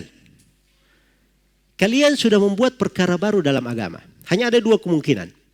Kemungkinan pertama, kalian berada di atas petunjuk lebih baik dari petunjuk Nabi dan para sahabatnya. Dan kemungkinan yang kedua, kalian ini muftatihu babi dhalalah, orang yang membuka pintu kesesatan. Hanya ada dua kemungkinan. Jelas ya? Karena itu ibadah ini, pintu ibadah itu datangnya dari Allah Subhanahu wa ta'ala. Ya, dia yang mensyariatkan sampai kepada kita melalui perantara Rasulullah sallallahu alaihi wasallam. Maka jangan ada yang mengada-adakan sesuatu ibadah di dalam agama ini tanpa ada petunjuk dari Nabi sallallahu alaihi wasallam. Iya. Maka ini kaidah yang sangat penting di dalam beragama, dan ini jawaban global untuk semua alasan orang-orang yang mengatakan Maulid itu apa? Adalah dibolehkan. Iya. Adalah dibolehkan. Jadi umumnya mereka mengatakan dibolehkan. Tidak ada masalah. Ya, kalau ada yang agak ini, dia katakan istihbab. Ya. Ada yang ekstrim di masa ini, namanya Ali Al-Jufri. Dia katakan sunnah muakkadah. Maulid itu. Subhanallah. Ya, orang-orang sebelumnya tidak ada yang berucap seperti itu. Ya. Tapi ini perhatikannya, kecintaan kepada hal-hal yang seperti itu membuka seorang masuk bergampangan, jatuh di dalam kekeliruan, kesalahan, akhirnya melakukan hal-hal yang kadang tidak pernah tergambar. Baik. Jadi ini dasar pertama ya. Dan dimaklumi di dalam agama kita tentang tidak bolehnya membuat perkara-perkara agama, perkara-perkara baru. Kewajiban kita adalah mengikuti, menapaki. Sebagaimana firman Allah, wa anna hadza sirati mustaqiman fattabi'u wa la tattabi'us subul fatafarraqu bikum an sabili. Sungguhnya inilah jalanku yang lurus, ikuti jalan itu. Jangan kalian ikuti jalan-jalan yang lain sehingga memecah belah kalian dari jalan Allah Subhanahu wa taala. Kata Mujahid, as-subul di sini bid'ah-bid'ah dan syubhat-syubhat. Tinggalkan jalan-jalan itu. Ikuti jalan yang lurus saya. Ya, digariskan oleh Nabi sallallahu alaihi wasallam. Kata beliau, man ahdatha fi amrina hadza ma laysa minhu fa huwa raddun. Siapa yang mengada-adakan perkara baru di dalam agama kami ini, apa yang bukan darinya, maka itu adalah tertolak. Hadits Aisyah riwayat Bukhari Muslim. Dalam riwayat Muslimnya, beliau bersabda, man amila amalan laysa alaihi amruna fa huwa raddun. Siapa yang beramal dengan sebuah amalan tidak dibangun di atas perkara kami, maka itu adalah tertolak. Iya. Dan di Sahih Muslim, Nabi setiap Jumat beliau berkata, inna khairal hadithi kitabullah. Sebaik-baik pembicaraan adalah kitab Allah. Wa khairal hadi Muhammadin sallallahu alaihi wasallam. Sebaik-baik petunjuk adalah petunjuk Nabi Muhammad sallallahu alaihi wasallam. Wa syarral umuri muhdatsatuha. Sejelek-jelek perkara adalah yang diada-adakan. Wa kullu bid'atin dhalalah. Setiap bid'ah adalah sesat. Dalam riwayat An-Nasai ada tambahannya, wa kullu dhalalatin finnar. Setiap yang sesat tempatnya di dalam neraka. Iya. Di dalam hadits Irbad ibn Sariyah, riwayat Abu Daud dan At-Tirmidzi, Rasulullah sallallahu alaihi wasallam bersabda dalam wejangan beliau yang masyhur, kata beliau, fa innahu may ya'ish minkum fasayara ikhtilafan katsira. Fa'alaikum bi sunnati wa sunnatil khulafa'ir rasyidin al-mahdiyyin min ba'di. Tamassaku biha 'addu 'alaiha bin nawajid wa iyyakum wa muhdatsatil umur fa inna kulla muhdatsatin bid'ah wa kulla bid'atin dhalalah. Sungguhnya siapa di antara kalian yang hidup setelahku, maka dia akan melihat perselisihan pendapat yang banyak. Hendaknya kalian berpegang dengan sunnahku dan sunnah para khulafa ar-rasyidin yang mendapat petunjuk setelahku. Gigitlah sunnah itu. Peganglah dengan kuat, gigitlah dengan gigi geraham kalian. Ya, gigi geraham itu yang paling kuat ya, dari gigi. Disuruh menggigitnya dengan kuat. Dan hati-hati kalian dari perkara baru. Sebab setiap perkara baru adalah bid'ah, dan setiap bid'ah adalah apa? Adalah kesesatan. Baik.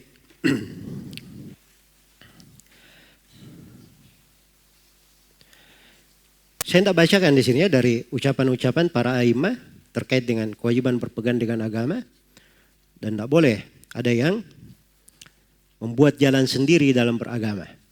Baik, saya akan singgung beberapa dalil dari orang-orang yang membolehkan, yang paling masyhurnya saja.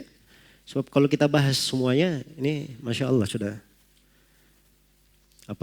cukup larut malam sekarang ini. Ya. Di antara dalil yang paling populer, mereka, jadi kalau ada yang bertanya, bagaimana kalau berdalil dengan ayat, Qul bi fadlillahi wa bi rahmatih, fabidzalika falyafrahu, huwa khairun mimma yajma'un. Katakanlah dengan keutamaan Allah dan dengan rahmatnya, dengan hal itulah mereka bergembira. Itu lebih baik dari segala dunia yang mereka kumpulkan. Nah, mereka katakan bahwa keutamaan Allah dan rahmatnya, dari rahmat,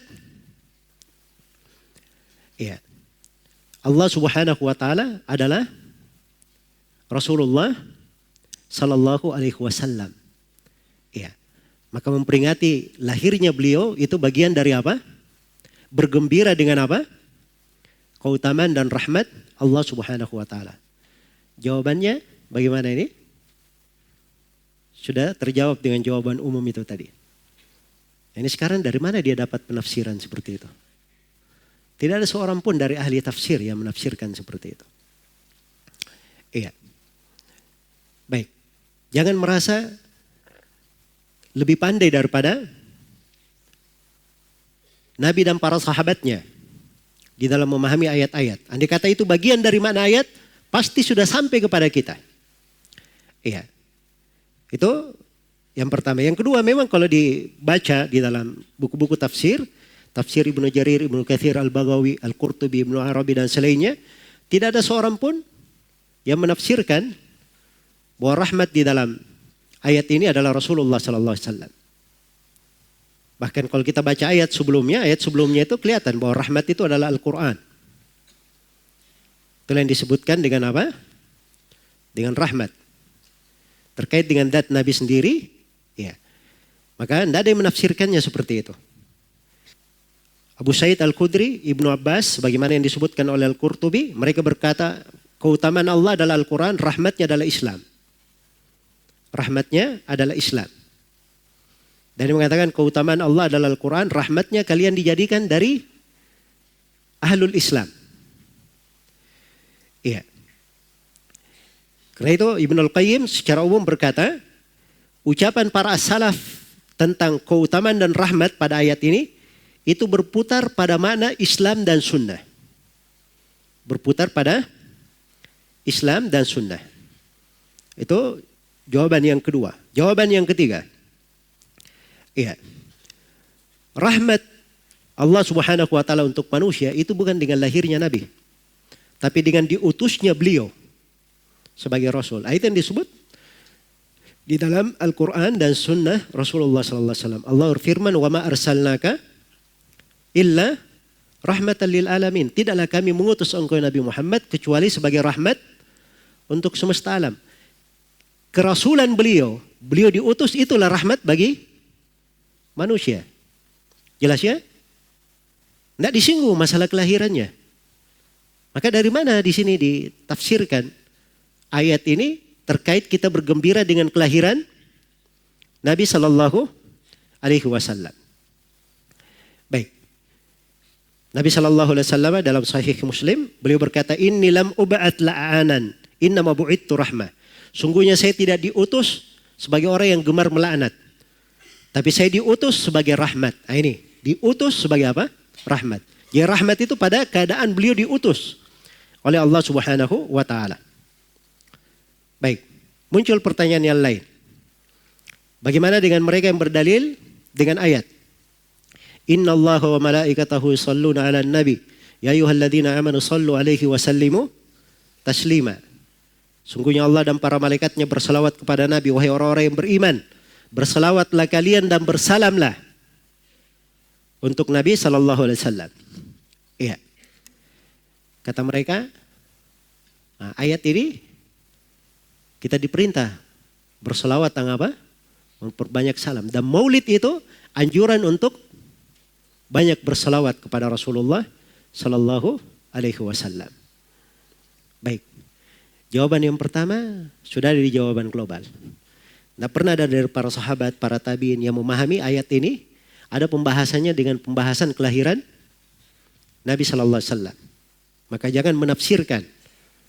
Ya, penafsiran yang tidak pernah dikenal oleh Nabi, oleh para sahabat, para tabiin dan tabiut tabiin. Ya. Sebab itu artinya ada dua kemungkinan. Kamu lebih pandai daripada mereka. Ya. Mereka keliru, kamu yang benar. Atau mereka yang benar, ya tidak menerangkan hal tersebut karena memang tidak ada hubungannya. Dan kalian yang keliru. Baik. Jawaban yang kedua, ya, berselawat kepada Nabi Sallallahu Alaihi Wasallam itu disunnahkan pada setiap waktu. Disunnahkan pada apa? Setiap waktu, bukan di acara kelahiran Nabi Muhammad Sallallahu Alaihi Wasallam saya. Karena itu kata Nabi Sallallahu Alaihi Wasallam dalam hadits riwayat Muslim, "Man shalla alayya salatan, sallallahu alaihi biha ashran." Barang siapa yang bersalawat terhadapku satu salawat, maka Allah akan bersalawat untuknya dengan satu salawat ini sebanyak 10 kali. Jelas ya? Baik. Muncul pertanyaan yang lain. Bagaimana kalau mereka berdalilkan dengan hadits bahwa Nabi Sallallahu Alaihi Wasallam ketika ditanya tentang puasa hari Senin, kata beliau, "Dzalika yauma wulidtu fihi wa unzila alayya fihi." Ya. Ditanya tentang puasa hari Senin, maka beliau berkata itu adalah hari saya dilahirkan dan hari diturunkan wahyu padaku. Diturunkan wahyu padaku. Baik. Ini dalil yang paling sering dipakai. Ya. Bahkan kalau ada yang ditanya tentang maulid secara ringkas, apa dalilnya? Paling ini hadits yang disebut. Iya. Ini hadits yang dia sebut. Baik, ini hadits kira-kira diketahui oleh para sahabat atau tidak? Hah? Ya, tidak mungkin tidak diketahui. Datangnya juga dari sahabat. Sahabat yang meriwayatkan dari Nabi Sallallahu Alaihi Wasallam. Jadi sampainya kepada orang belakangan itu semuanya melalui jalur para sahabat, para tabiin, para tabiut tabiin. Ya. Masa mereka semuanya sangat lalainya mengalfakan makna di dalam apa? Di dalam hadits ini. Jelas ya? Baik. Iya. Yang kedua, jawaban yang kedua. Kalau yang diinginkan bahwa merayakan maulid itu adalah kesyukuran terhadap nikmat lahirnya Nabi. Katanya Nabi, karena itu adalah hari lahirnya, maka beliau pun berpuasa di situ, bersyukur. Menunjukkan kalau kita mengadakan ibadah yang lain boleh saja. Bagus. Sebab Nabi melahirkan apa? Hari lahirnya. Nah, ini dikatakan kepada mereka, kalian ini sudah lancang. Nabi saja hanya apa? Hanya berpuasa. Andai kata ada syariat yang lain, Nabi pasti akan apa? Nabi akan terangkan. Maka jangan melampaui Rasulullah Sallallahu Alaihi Wasallam. Dan tidak ada dari para sahabat yang memahami hal yang seperti itu. Iya. Kemudian yang ketiga, ini hadits terkait dengan hari Senin. Hari Senin itu dalam setahun datang berapa kali? Jangan tanya dalam setahunnya. Dalam sepekan berapa kali? 1 kali. Dalam sebulan paling sedikit berapa? 4 kali. Kan begitu? Ya. Jadi ini hari Seninnya terkait dengan puasanya. Ya. Sedangkan maulid itu cuma sekali dalam setahun saya. Baik. Kemudian Nabi Sallallahu Alaihi Wasallam ketika beliau hanya mencukupkan dirinya, ya, dengan puasa saya, maka harusnya kita juga mencukupkan diri dengan apa? Dengan puasa. Sebab itu yang dipilih oleh Nabi untuk dirinya, Sallallahu Alaihi Wasallam. Baik. Jadi ini pemahaman yang benar ya, yang terkait dengan hadits yang mulia ini. Iya, ada juga yang berdalilkan. Kalau misalnya ada yang bertanya lagi bagaimana dengan mereka yang berdalilkan bahwa di dalam hadits riwayat Bukhari dan Muslim, ketika Nabi Sallallahu Alaihi Wasallam tiba di kota Madinah, beliau melihat orang Yahudi berpuasa Asyura. Maka Nabi berkata, apa ini puasa? Orang Yahudi berkata, Yaumun salaha Apa yaumun salih najjallahu fihi Musa wa bani Israel min aduwihim fasamahu Musa. Jadi orang Yahudi berkata ini hari yang salih. Di mana di hari ini, iya, di hari Asyura ini, tanggal 10 Muharram, itu Allah menyelamatkan Nabi Musa dan Bani Israel dari musuh mereka. Nah, itu hari ditenggelamkannya siapa? Firaun dan bala tentaranya. Maka Nabi Musa pun puasa bersyukur. Faqala, maka Nabi berkata, ana ahaqqu bi Musa minkum, fasamahu wa amara bisiyami. Maka Nabi berkata, saya lebih berhak terhadap Nabi Musa daripada kalian. Maka Nabi pun berpuasa dan memerintah manusia untuk apa? Berpuasa. Ya. Jadi katanya hari yang Nabi Musa saja diselamatkan, padahal ini terkait dengan Nabi Musa. Nabi SAW berkata kita lebih berhak berpuasa. Ya. Bagaimana pula dengan hari kelahiran Nabi Muhammad SAW? Kata mereka siapa lebih afdal, Nabi Muhammad atau Nabi Musa? Ya pasti jawabannya Nabi Muhammad. Kenapa kita tidak merayakan hari kelahiran Nabi?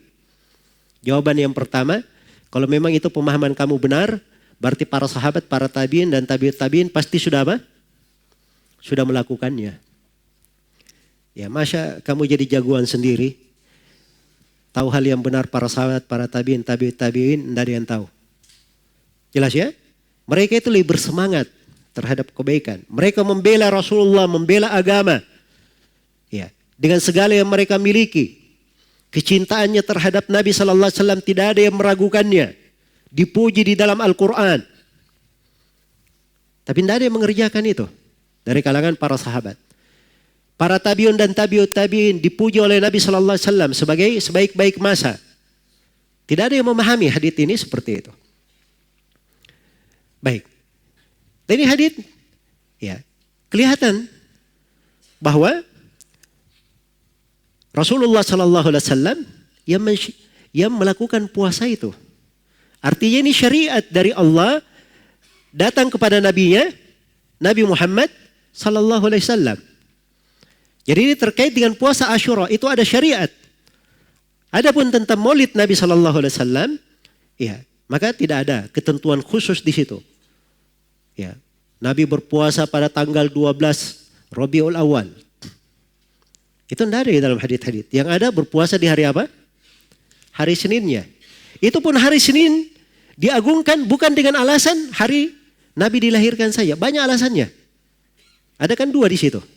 Karena Nabi dilahirkan dan karena apa? Diturunkan Al-Quran padanya. Jadi ada hal-hal yang lain di dalamnya. Itu disebut dalam pembahasan usul fikih dengan nama illah murakkabah. Ya, baik. Jadi jangan diarahkan kepada satu saja. Sebab maksudnya di situ adalah bagaimana hari itu telah diizinkan oleh Allah digagungkan dengan cara berpuasa padanya. Berpuasa padanya. Sama di sini hari Asyura. Ini Asyura, ya, dia karena Nabi SAW berpuasa di hari tersebut. Dan itu syariat dari Allah Subhanahu wa Ta'ala. Baik. Ya, ada lagi yang menyebutkan. Katanya ada dalam riwayat Al-Bukhari. Ya, dari Urwah. Nabi berkata tentang Thuwaibah. Thuwaibah budak Abu Lahab. Dulunya budak Abu Lahab. Ya, jadi Abu Lahab ini katanya membebaskan Thuwaibah. Membebaskannya. Ya. Lalu Thuwaibah ini menyusui Nabi SAW. Ya, ketika Abu Lahab meninggal, maka Abu Lahab ini dilihat oleh sebagian keluarganya di dalam mimpi. Di kondisi yang paling mengerikan, paling jeleknya. Maka dikatakan kepadanya, ada apa denganmu? Maka Abu Lahab berkata, saya tidak ketemukan setelah kalian. Maksudnya dari kebaikan, semuanya adab. Kecuali saya diberi minum pada ini. Ya, sesuatu sedikit sekali. Ya. Kenapa? Diberi sedikit, walaupun tidak ada artinya, tapi diberi bi'ataqati Thuwaibah. Karena saya telah membebaskan Thuwaibah. Ya, telah membebaskan Thuwaibah. Datang lagi pada sebagian orang, dia tafsirkan lebih luas lagi. pada orang-orang yang mengatakan mendukung maulid. Katanya datang dalam sebagian riwayat bahwa siksaan diringankan terhadap Abu Lahab setiap hari Senin. Disebabkan karena dia membebaskan Thuwaibah. Tatkala Thuwaibah ini memberi kabar gembira bahwa Nabi itu telah apa? Telah lahir. Iya. Nah, jadi ini ada dua kisah ya. Ada kisah dalam Bukhari, ada yang kisah di luar apa? Di luar Bukhari. Baik, jawaban yang pertama itu dulu. Ya. Ini andai kata Syah, harusnya ini kan ini luput dari Abu Bakar atau tidak? Yang seperti ini. Siapa yang paling dekat kepada Nabi? Abu Bakar As-Siddiq. Baik, Urwa Ibnu Zubair, tabi'in. Tidak berjumpa Nabi. Ya. Di riwayat yang lain disebutkan beliau mengambilnya dari Al-Abbas. Al-Abbas yang bermimpi melihat Abu Lahab. Al-Abbas sendiri pernah dinukil merayakan Maulid Nabi? Tidak ada. Jelas ya? Jadi tidak ada yang memahami seperti itu. Dari kalangan para sahabat. Nah, jawaban yang lainnya, ini riwayat terkait dengan apa namanya? Kalau kisah bahwa Thuwaibah itu menyusui Nabi, itu haditsnya dalam riwayat Bukhari dan Muslim. Itu syah. Tidak diragukan. Iya. Ada silang pendapat di kalangan ulama apakah Thuwaibah masuk Islam atau tidak. Karena itu disebutkan Thuwaibah radhiyallahu anha sebagai sahabat di Al-Isabah oleh Ibnu Hajar rahimahullahu taala. Baik, walaupun ada silang pendapat di dalam hal tersebut. Tapi dia menyusui Nabi, ya benar menyusui Nabi. Tapi kapan dia menyusui Nabi? Iya. Nah, ini riwayat-riwayat yang datang, itu datangnya dari siapa? Urwa Ibnu Zubair. Urwa ini tabi'in. Tidak berjumpa dengan Nabi. Jadi dia hadir enggak kisah ini? Tidak hadir. Ini namanya mursal dalam sisi apa? Hukum riwayat. Dan hadits mursal itu adalah hadits yang lemah. Al-Bukhari rahimahullahu ta'ala itu kadang membawakan sebagian riwayat. Ada yang mu'allaq, ada yang mursal di sebelum hadits sahihnya atau setelahnya. Dan itu dimaklumi. Dan Imam Al-Bukhari memasukkan dari mu'allaqat, dari beberapa riwayat yang terputus di dalam sahihnya, itu sekedar penguat. Tapi bukan dianggap sebagai hadits yang sahih sama dengan hadits-hadits yang telah diakui dan diterima oleh para ulama. Baik, jadi ini dibahas ya oleh para ulama. Dan Ibnu Hajar sendiri mengatakan bahwa ini mursal dari Urwa. Ya, dan yang menyebutkan bahwa dia diringankan siksaannya setiap hari Senin, itu tidak ada dari riwayat yang menguatkannya. Iya, tidak ada riwayat yang menguatkannya. Kemudian dari sisi makna juga, andai kata ini sahih misalnya, atau sebelum kita bertolak kepada sahih, ini kan mimpi. Ya kan? Mimpi. Sekarang mimpi hujjah dalam syariat atau bukan? Bukan hujjah dalam syariat. Baik. Jawaban yang keempat. Andai kata anggaplah itu benar. Iya. Thuwaibah ini gara-gara memberi kabar gembira kepada Abu Lahab. Wahai Abu Lahab, ya, kemenakanmu lahir. Wah, Abu Lahab berkata, kamu karena kasih kabar gembira kepada saya, kamu bebas. Ya. Jadi katanya Abu Lahab saya bergembira dengan kelahiran Nabi, dia diringankan siksanya. Bagaimana pula dengan seorang mukmin yang bertauhid bergembira dengan kelahiran Nabi dengan merayakan apa? Maulidnya. Caranya mengkiaskan, Masya Allah ya. Nah, itu jawabannya secara berurut seperti itu tadi. Pertama, tidak ada sahabat tabi'in, tabi'ut tabi'in memahami seperti itu. Dari mana dia bisa memahami sendiri? Kemudian yang kedua, riwayatnya mursal. Kemudian yang ketiga ini mimpi. Mimpi itu bukan apa? Hujjah. Kemudian yang keempat, ini menyelisihi zahir Al-Quran. Ya, karena Al-Quran itu, di dalam Al-Quran orang kafir, amalannya itu bagaimana kalau kafir? Hancur amalannya. Wa qadimna ila ma amilu min amalin faja'allahu haba'an mansura. Kami hadapi amalan yang mereka kerjakan, lalu kami jadikan amalannya bagikan debu yang berterbangan. Itu menyelisih Al-Quran. Dan yang terakhir, di sini Abu Jahal. Sebenarnya banyak jawaban ya. Ya, banyak jawaban di sini oleh para ulama. Tapi saya ringkas. Ya. Baik, ini kegembiraan Abu Lahab dengan kelahiran Nabi waktu itu. Kegembiraan sifatnya apa? Sifatnya ibadah atau kegembiraan tabi'i? Saya misalnya punya saudara, ya, lahir anaknya, saya gembira atau tidak? Saya gembira kan begitu, itu tabiat namanya. Tabiat, itu tidak terkait dengan apa? Tidak terkait dengan ibadah. Baik,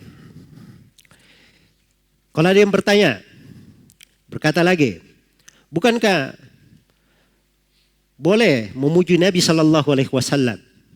Karena para syair-syair mereka membacakan syair-syairnya di depan Nabi, memuji beliau Sallallahu Alaihi Wasallam. Ya, maka ini dalil tentang bolehnya hal tersebut dilakukan di Maulid. Maka jawaban yang pertama ini, para sahabat yang mengucapkan syair kepada Nabi, dia ucapkan di pembahasan apa? Di situasi Maulid? Jawabannya tidak ada. Ya. Jadi dari mana kalian memasukkannya di pembahasan? Di pembahasan Maulid. Kemudian yang kedua, apa yang diucapkan oleh para sahabat tersebut itu pujian-pujian dalam batasan yang dibolehkan oleh syariat. Memang mereka memuji Nabi itu untuk membantah orang-orang kafir. Iya. Kadang Al-Hassan bin Thabit radhiyallahu taala anhu memuji Nabi sallallahu alaihi wasallam dengan syairnya, beliau memang menghujat kaum musyrikin yang mencela Nabi sallallahu alaihi wasallam. Dan ini bentuk dari membela agama namanya. Bentuk dari membela agama. Adapun kalau di dalam perayaan tersebut dibacakan dari qasidah atau syair-syair yang berlebihan dalam memuji Nabi, ini menyelisihi hadits Rasulullah sallallahu alaihi wasallam. Rasulullah bersabda dalam hadits riwayat Bukhari dari Umar bin Khattab, "La tutruni kama atratin nasara Isa bin Maryam. Fa inna ma ana abd faqulu Abdullahi wa rasuluh." Jangan kalian berlebihan dalam menyanjungku sebagaimana orang-orang Nasara berlebihan dalam menyanjung Isa bin Maryam. Katakan saya ini hanyalah hamba Allah. Maka katakan Nabi Muhammad adalah hamba dan Rasul Allah Subhanahu wa ta'ala. Baik. Ya. Ada lagi yang mengatakan, ini disebutkan dari As-Sakhawi rahimahullahu ta'ala. Ya. Jadi kalau ada yang berkata, ya, orang-orang Nasara, ini As-Sakhawi berkata ya, kalau ada yang berdalil dengan ucapan As-Sakhawi, "Idza kana ahlus salibi ittakhadhu lailata maulidi nabiyihim 'idan akbar, fa ahlul islami aula bit takrimi wa ajdar." Kalau orang-orang pengikut salib, maksudnya orang-orang Nasara, mereka menjadikan malam lahirnya Nabi mereka sebagai hari raya yang besar, ya hari raya yang besar ya, diperingati setiap tahun tanggal 25 Desember kan begitu. Ya. Hingga hari ini diperingati. Jadi kalau orang Nasara memperingati kelahiran Nabi yang seperti itu, maka harusnya umat Islam lebih pantas lagi. Ya. Ini ucapan As-Sakhawi. Baik. Jelas ya? Memang tidak banyak yang berdalilkan dengan hal ini. Tapi ada juga yang membawakan itu. Ya. Karena ini ucapan dari As-Sakhawi rahimahullah jelas kelirunya. Karena itu Ali Qari sendiri, yang notabene Ali Qari ini termasuk ulama yang menulis buku pembolehan maulid, dia nukil ucapan As-Sakhawi dan beliau bantah ucapan As-Sakhawi ini. Beliau katakan, "Qultu," saya berkata, "lakin yaridu alaihi annana ma'muruna bi mukhalafati ahlil kitab." Akan tetapi ucapan As-Sakhawi tidak bisa diterima karena kita diperintah untuk menyelisihi ahlul kitab. Iya. Bukankah Nabi sallallahu alaihi wasallam bersabda, "La tattabi'unna sanana man kana qablakum shibran bi shibrin, dira'an bi dira'in, hatta law salaku juhra dabbin la salaktumuh." Sungguh kalian akan mengikuti jejak-jejak umat-umat sebelum kalian, sejengkal demi sejengkal, sehasta demi sehasta, sampai kalau mereka masuk di dalam lubang dab, lubang biawak, padang pasir. Ya mungkin kata biawak ya yang paling dekat. Walaupun sebenarnya dia bukan biawak ya. Jadi kata beliau, sampai kalau ahlul kitab itu masuk ke dalam, sampai orang-orang sebelum kalian itu kalau masuk di dalam lubang dab, kalian juga akan ikuti. Saking miripnya, adanya orang-orang seperti ini akan datang mirip mengikuti ahlul kitab. Maka kami bertanya, "Ya Rasulullah, orang Yahudi dan Nasara yang diinginkan?" Kata Nabi, "Ya siapa lagi?" Jadi Nabi beritakan akan ada nanti dari umat yang mengikuti seperti itu. Dan Rasulullah bersabda, man tasyabbaha biqaumin fahuwa minhum. Siapa yang menyerupai suatu kaum maka dia termasuk dari mereka. Baik. Iya. Jadi ini beberapa beberapa dalil ya yang berjalan. Ya. Adapun terkait dengan ayat itu tadi, wadzakirhum biayyamillah, itu jawabannya seperti itu. Ya. Jadi tidak ada yang menafsirkan di situ dengan kelahirannya Nabi Sallallahu Alaihi Wasallam. Mereka berpakai dalil umum. Andai kata itu benar keumuman yang mereka pegang, para sahabat dan para tabiin pasti sudah apa? Sudah mengetahui ya. Baik. Kemudian di sini ada yang berkata lagi. Ada yang mengatakan bahwa Syekhul Islam Ibnu Taimiyah ya katanya membolehkan maulid. Iya. Dan ini dinukil oleh sebagian orang. Ya. Ibnu Taimiyah saja membolehkan apa? Membolehkan maulid. Iya. Baik. Apa itu yang dibolehkan oleh Ibnu Taimiyah? Baik, jadi disebutkan katanya bahwa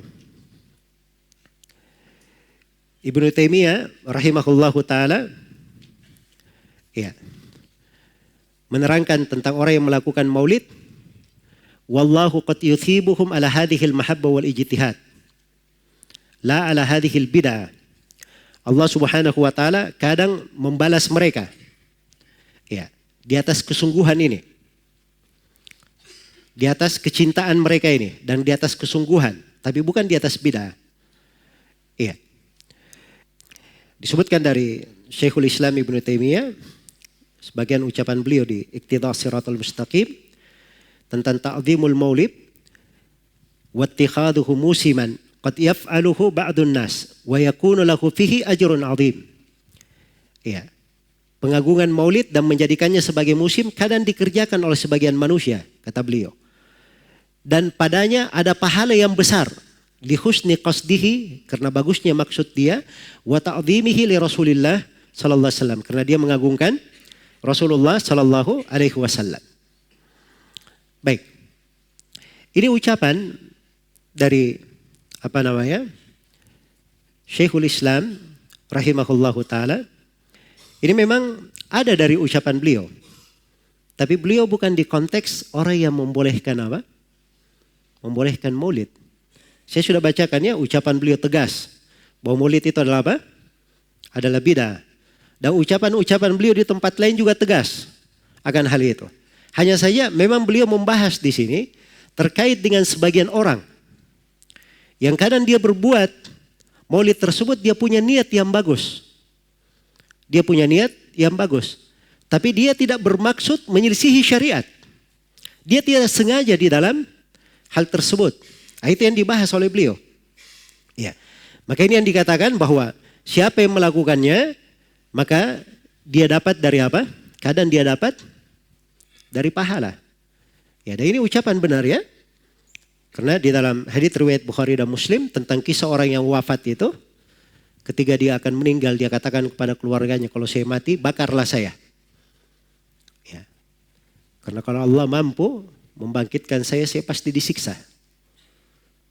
Maka begitu dia meninggal, dibakar oleh keluarganya. Sebagian debunya dilempar ke laut, sebagiannya ke tanah. Maka Allah berfirman, berdiri lagi orang tersebut. Ditanya, kenapa kamu melakukan itu? Dia berkata, wahai Rabbku, karena saya takut kepadamu. Maka dia diampuni. Ini orang ragu atas kemampuan Allah bisa membangkitkannya. Tapi dia tidak tahu tentang hal tersebut. Dia punya niat yang baik. Dia takut kepada apa? Siksaan Allah Subhanahu wa ta'ala. Maka dia diampuni karena hal tersebut. Jelas ya? Baik. Jadi karena itu di dalam orang-orang yang membolehkan, karena ada sebagian orang dia sudah berijtihad, ya, berusaha bertindak sebagai dalil, maka mungkin ini dia punya sisi pahala dia berijtihad. Kalau dia memang ahli ijtihad, dia berijtihad. Seorang mujtahid kalau berijtihad, dia benar dapat berapa? 2 pahala, dia salah dapat 1 pahala.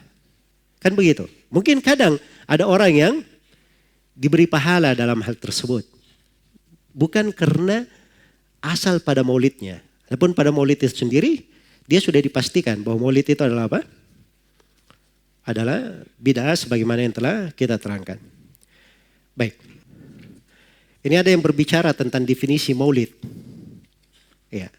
Apa disebut maulid atau maulud? Ya.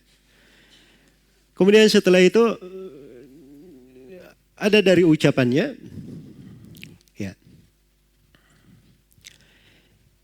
Jadi katakan dikala Anda menolak maulid atau menolak maulud dengan pengertian seperti ini, dia terangkan makna secara bahasa ya. Maka Anda keluar dari Islam. Ya. Saya menentang maulid Nabi. Berarti Anda menentang kelahiran Nabi SAW. Saya menentang maulud Nabi. Berarti Anda berhadapan dengan Nabi. Anda musuh Nabi.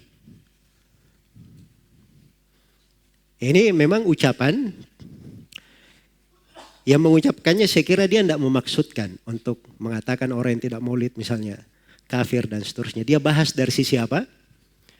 Dari sisi bahasa. Ya. Dan maksudnya juga bagus. Ya. Katanya kalau kita ingin bahas sesuatu kita bahas dulu dari sisi definisinya. Dia mulai bahas dari sisi bahasanya tapi sayangnya dia tidak bahas dari sisi istilahnya. Iya. Jelas ya? Maulid itu ya. Kata al-maulid itu bisa isim makan dan bisa isim zaman.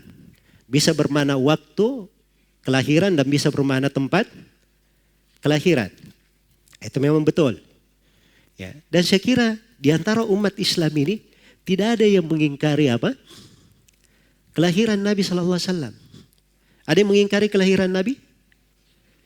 Ya. Di antara orang yang membolehkan dan melarang maulid itu tidak ada sama sekali lewat di tengah mereka pembahasan mengingkari kelahiran Nabi. Karena tidak seorang berakal pun yang membahas di dalam mengucapkan hal tersebut. Ya. Makanya kalau ada yang membahas ini namanya keluar dari inti masalah. Keluar dari inti masalah. Akhirnya ucapannya dianggap bisa dibawa kepada pengertian lain oleh manusia. Ya, dan ini adalah hal yang gak layak. Baik. Yang kedua, ada kalimat-kalimat di dalam syariat seperti kata. Jadi kalau misalnya tanya, apa hukum gelas misalnya? Ya. Betul yang ditanya itu kalau hukum gelas itu tidak ada hukumnya. Ditanya misalnya hukum meminum dari gelas, hukum menggunakan gelas. Jelas ya? Nah, itu benar. Ya. Apa hukum beras? Ya. Memang beras tidak ada hukumnya. Tapi penggunanya beras itu sebagai apa? Sebagai zakat, sebagai makanan. Nah, itu yang dibahas tentang hukumnya. Tapi ada istilah berjalan di tengah para ulama. Kalau ditanyakan seperti itu sudah dimaklumi. Contoh misalnya. Apa hukum fitrah? Fitrah itu istilah para ulama artinya zakat fitri. Zakat fitri, makanan pokok yang dikeluarkan itu namanya apa? Fitrah. Itu disebutkan oleh Imam Nawawi. Istilah fuqaha. Jadi kalau ditanya apa hukum fitrah, orang sudah tahu fitrah itu apa. Jangan terangkan fitrah secara bahasa. Keliru. Sebab kita di sini berbicara tentang apa? Tentang istilah. Sama dengan maulid. Kok dibahas masalah bahasa? Berarti keliru semua nih orang-orang yang nulis tentang maulid ini. Ya. Apa Suyuti husnul maqsid fi amalil maulid. Tapi hukmil maulid. Baiknya niat tentang amalan maulid. Disebut maulid. Ya. Jelas ya? Karena maulid ini sudah menjadi istilah perayaan. Jelas ya? Perayaan. Jadi kalau dia katakan saya ingkari maulid, itu kaitannya terkait dengan masalah perayaan maulid itu. Itu yang dibahas oleh para ulama. Jadi tidak cocok kalau seorang masuk di dalam pembahasan tersebut. Ya, apalagi setelah itu masuk di dalam menyalahkan kaidah-kaidah yang sudah tetap disepakati oleh para ulama. Ya. Ini dari ucapannya katanya Jadi katanya jangan ketika maulid bid'ah, Masya Allah. Katanya antum itu bid'ah dari kepala sampai kaki. Ya. Saya luar biasa kesal. Kadang ada orang yang bikin perbandingan begini. Maulid Nabi. Zaman Nabi tidak ada, coret. Zaman sahabat tidak ada, coret. Zaman tabiin tidak ada, coret. Zaman ini ada. Ya, kalau begitu dia bid'ah. Ya. Baik. Jadi katanya kalau antum mengamalkan hukum seperti ini fatal katanya. Ya, ini fatal. Zakat pakai beras diberi contoh. Zakat pakai beras. Zaman Nabi coret, zaman sahabat coret, zaman tabi coret, zaman ulama coret. Ya zaman antum ada, berarti antum bid'ah pakai beras. Ini pertama masuk di dalam hal yang dia menyelisihi kaidah yang sudah jelas. Itu benar kaidahnya. Tidak ada di masa Nabi dan para tabi'in. Tidak ada di masa Nabi, para sahabat, para tabi'in. Dari hal, memang diterangkan. Yang tidak ada itu kayak bagaimana bentuknya. Dari hal yang di masa Nabi itu sebabnya ada. Iya. Konsekuensi, hal yang menyeru untuk melakukannya itu ada. Dan tidak ada penghalang di masa Nabi. Yang seperti ini itu tidak bisa menjadi apa? Menjadi syariat, pasti dia masuk ke dalam bid'ah. Ada di masa Nabi. Bisa dikerjakan, sebabnya ada. Ya, diperlukan. Tapi tidak dilakukan oleh Nabi dan para sahabatnya, maka itu apa? Masuk di dalam bid'ah. Jelas ya? Atau hal yang ditinggalkan oleh Nabi, para sahabat, para tabiin, memang mereka sengaja meninggalkannya. Maka ini siapa yang mengerjakannya berarti dia adalah apa? Adalah bid'ah. Ini memang kaidahnya di situ, jangan dibolak-balik. Memang betul, tidak semua yang tidak ada di masa Nabi itu bukan bid'ah. Mobil tidak ada di masa Nabi, bid'ah atau bukan mobil? Ya, bid'ah secara bahasa, tapi secara syar'i apa? Tidak. Dia dibolehkan. Ya, jangan masuk dalam pembahasan itu. Fokus, katanya fokus. Ini keluar pembahasan. Ya, keluar pembahasan.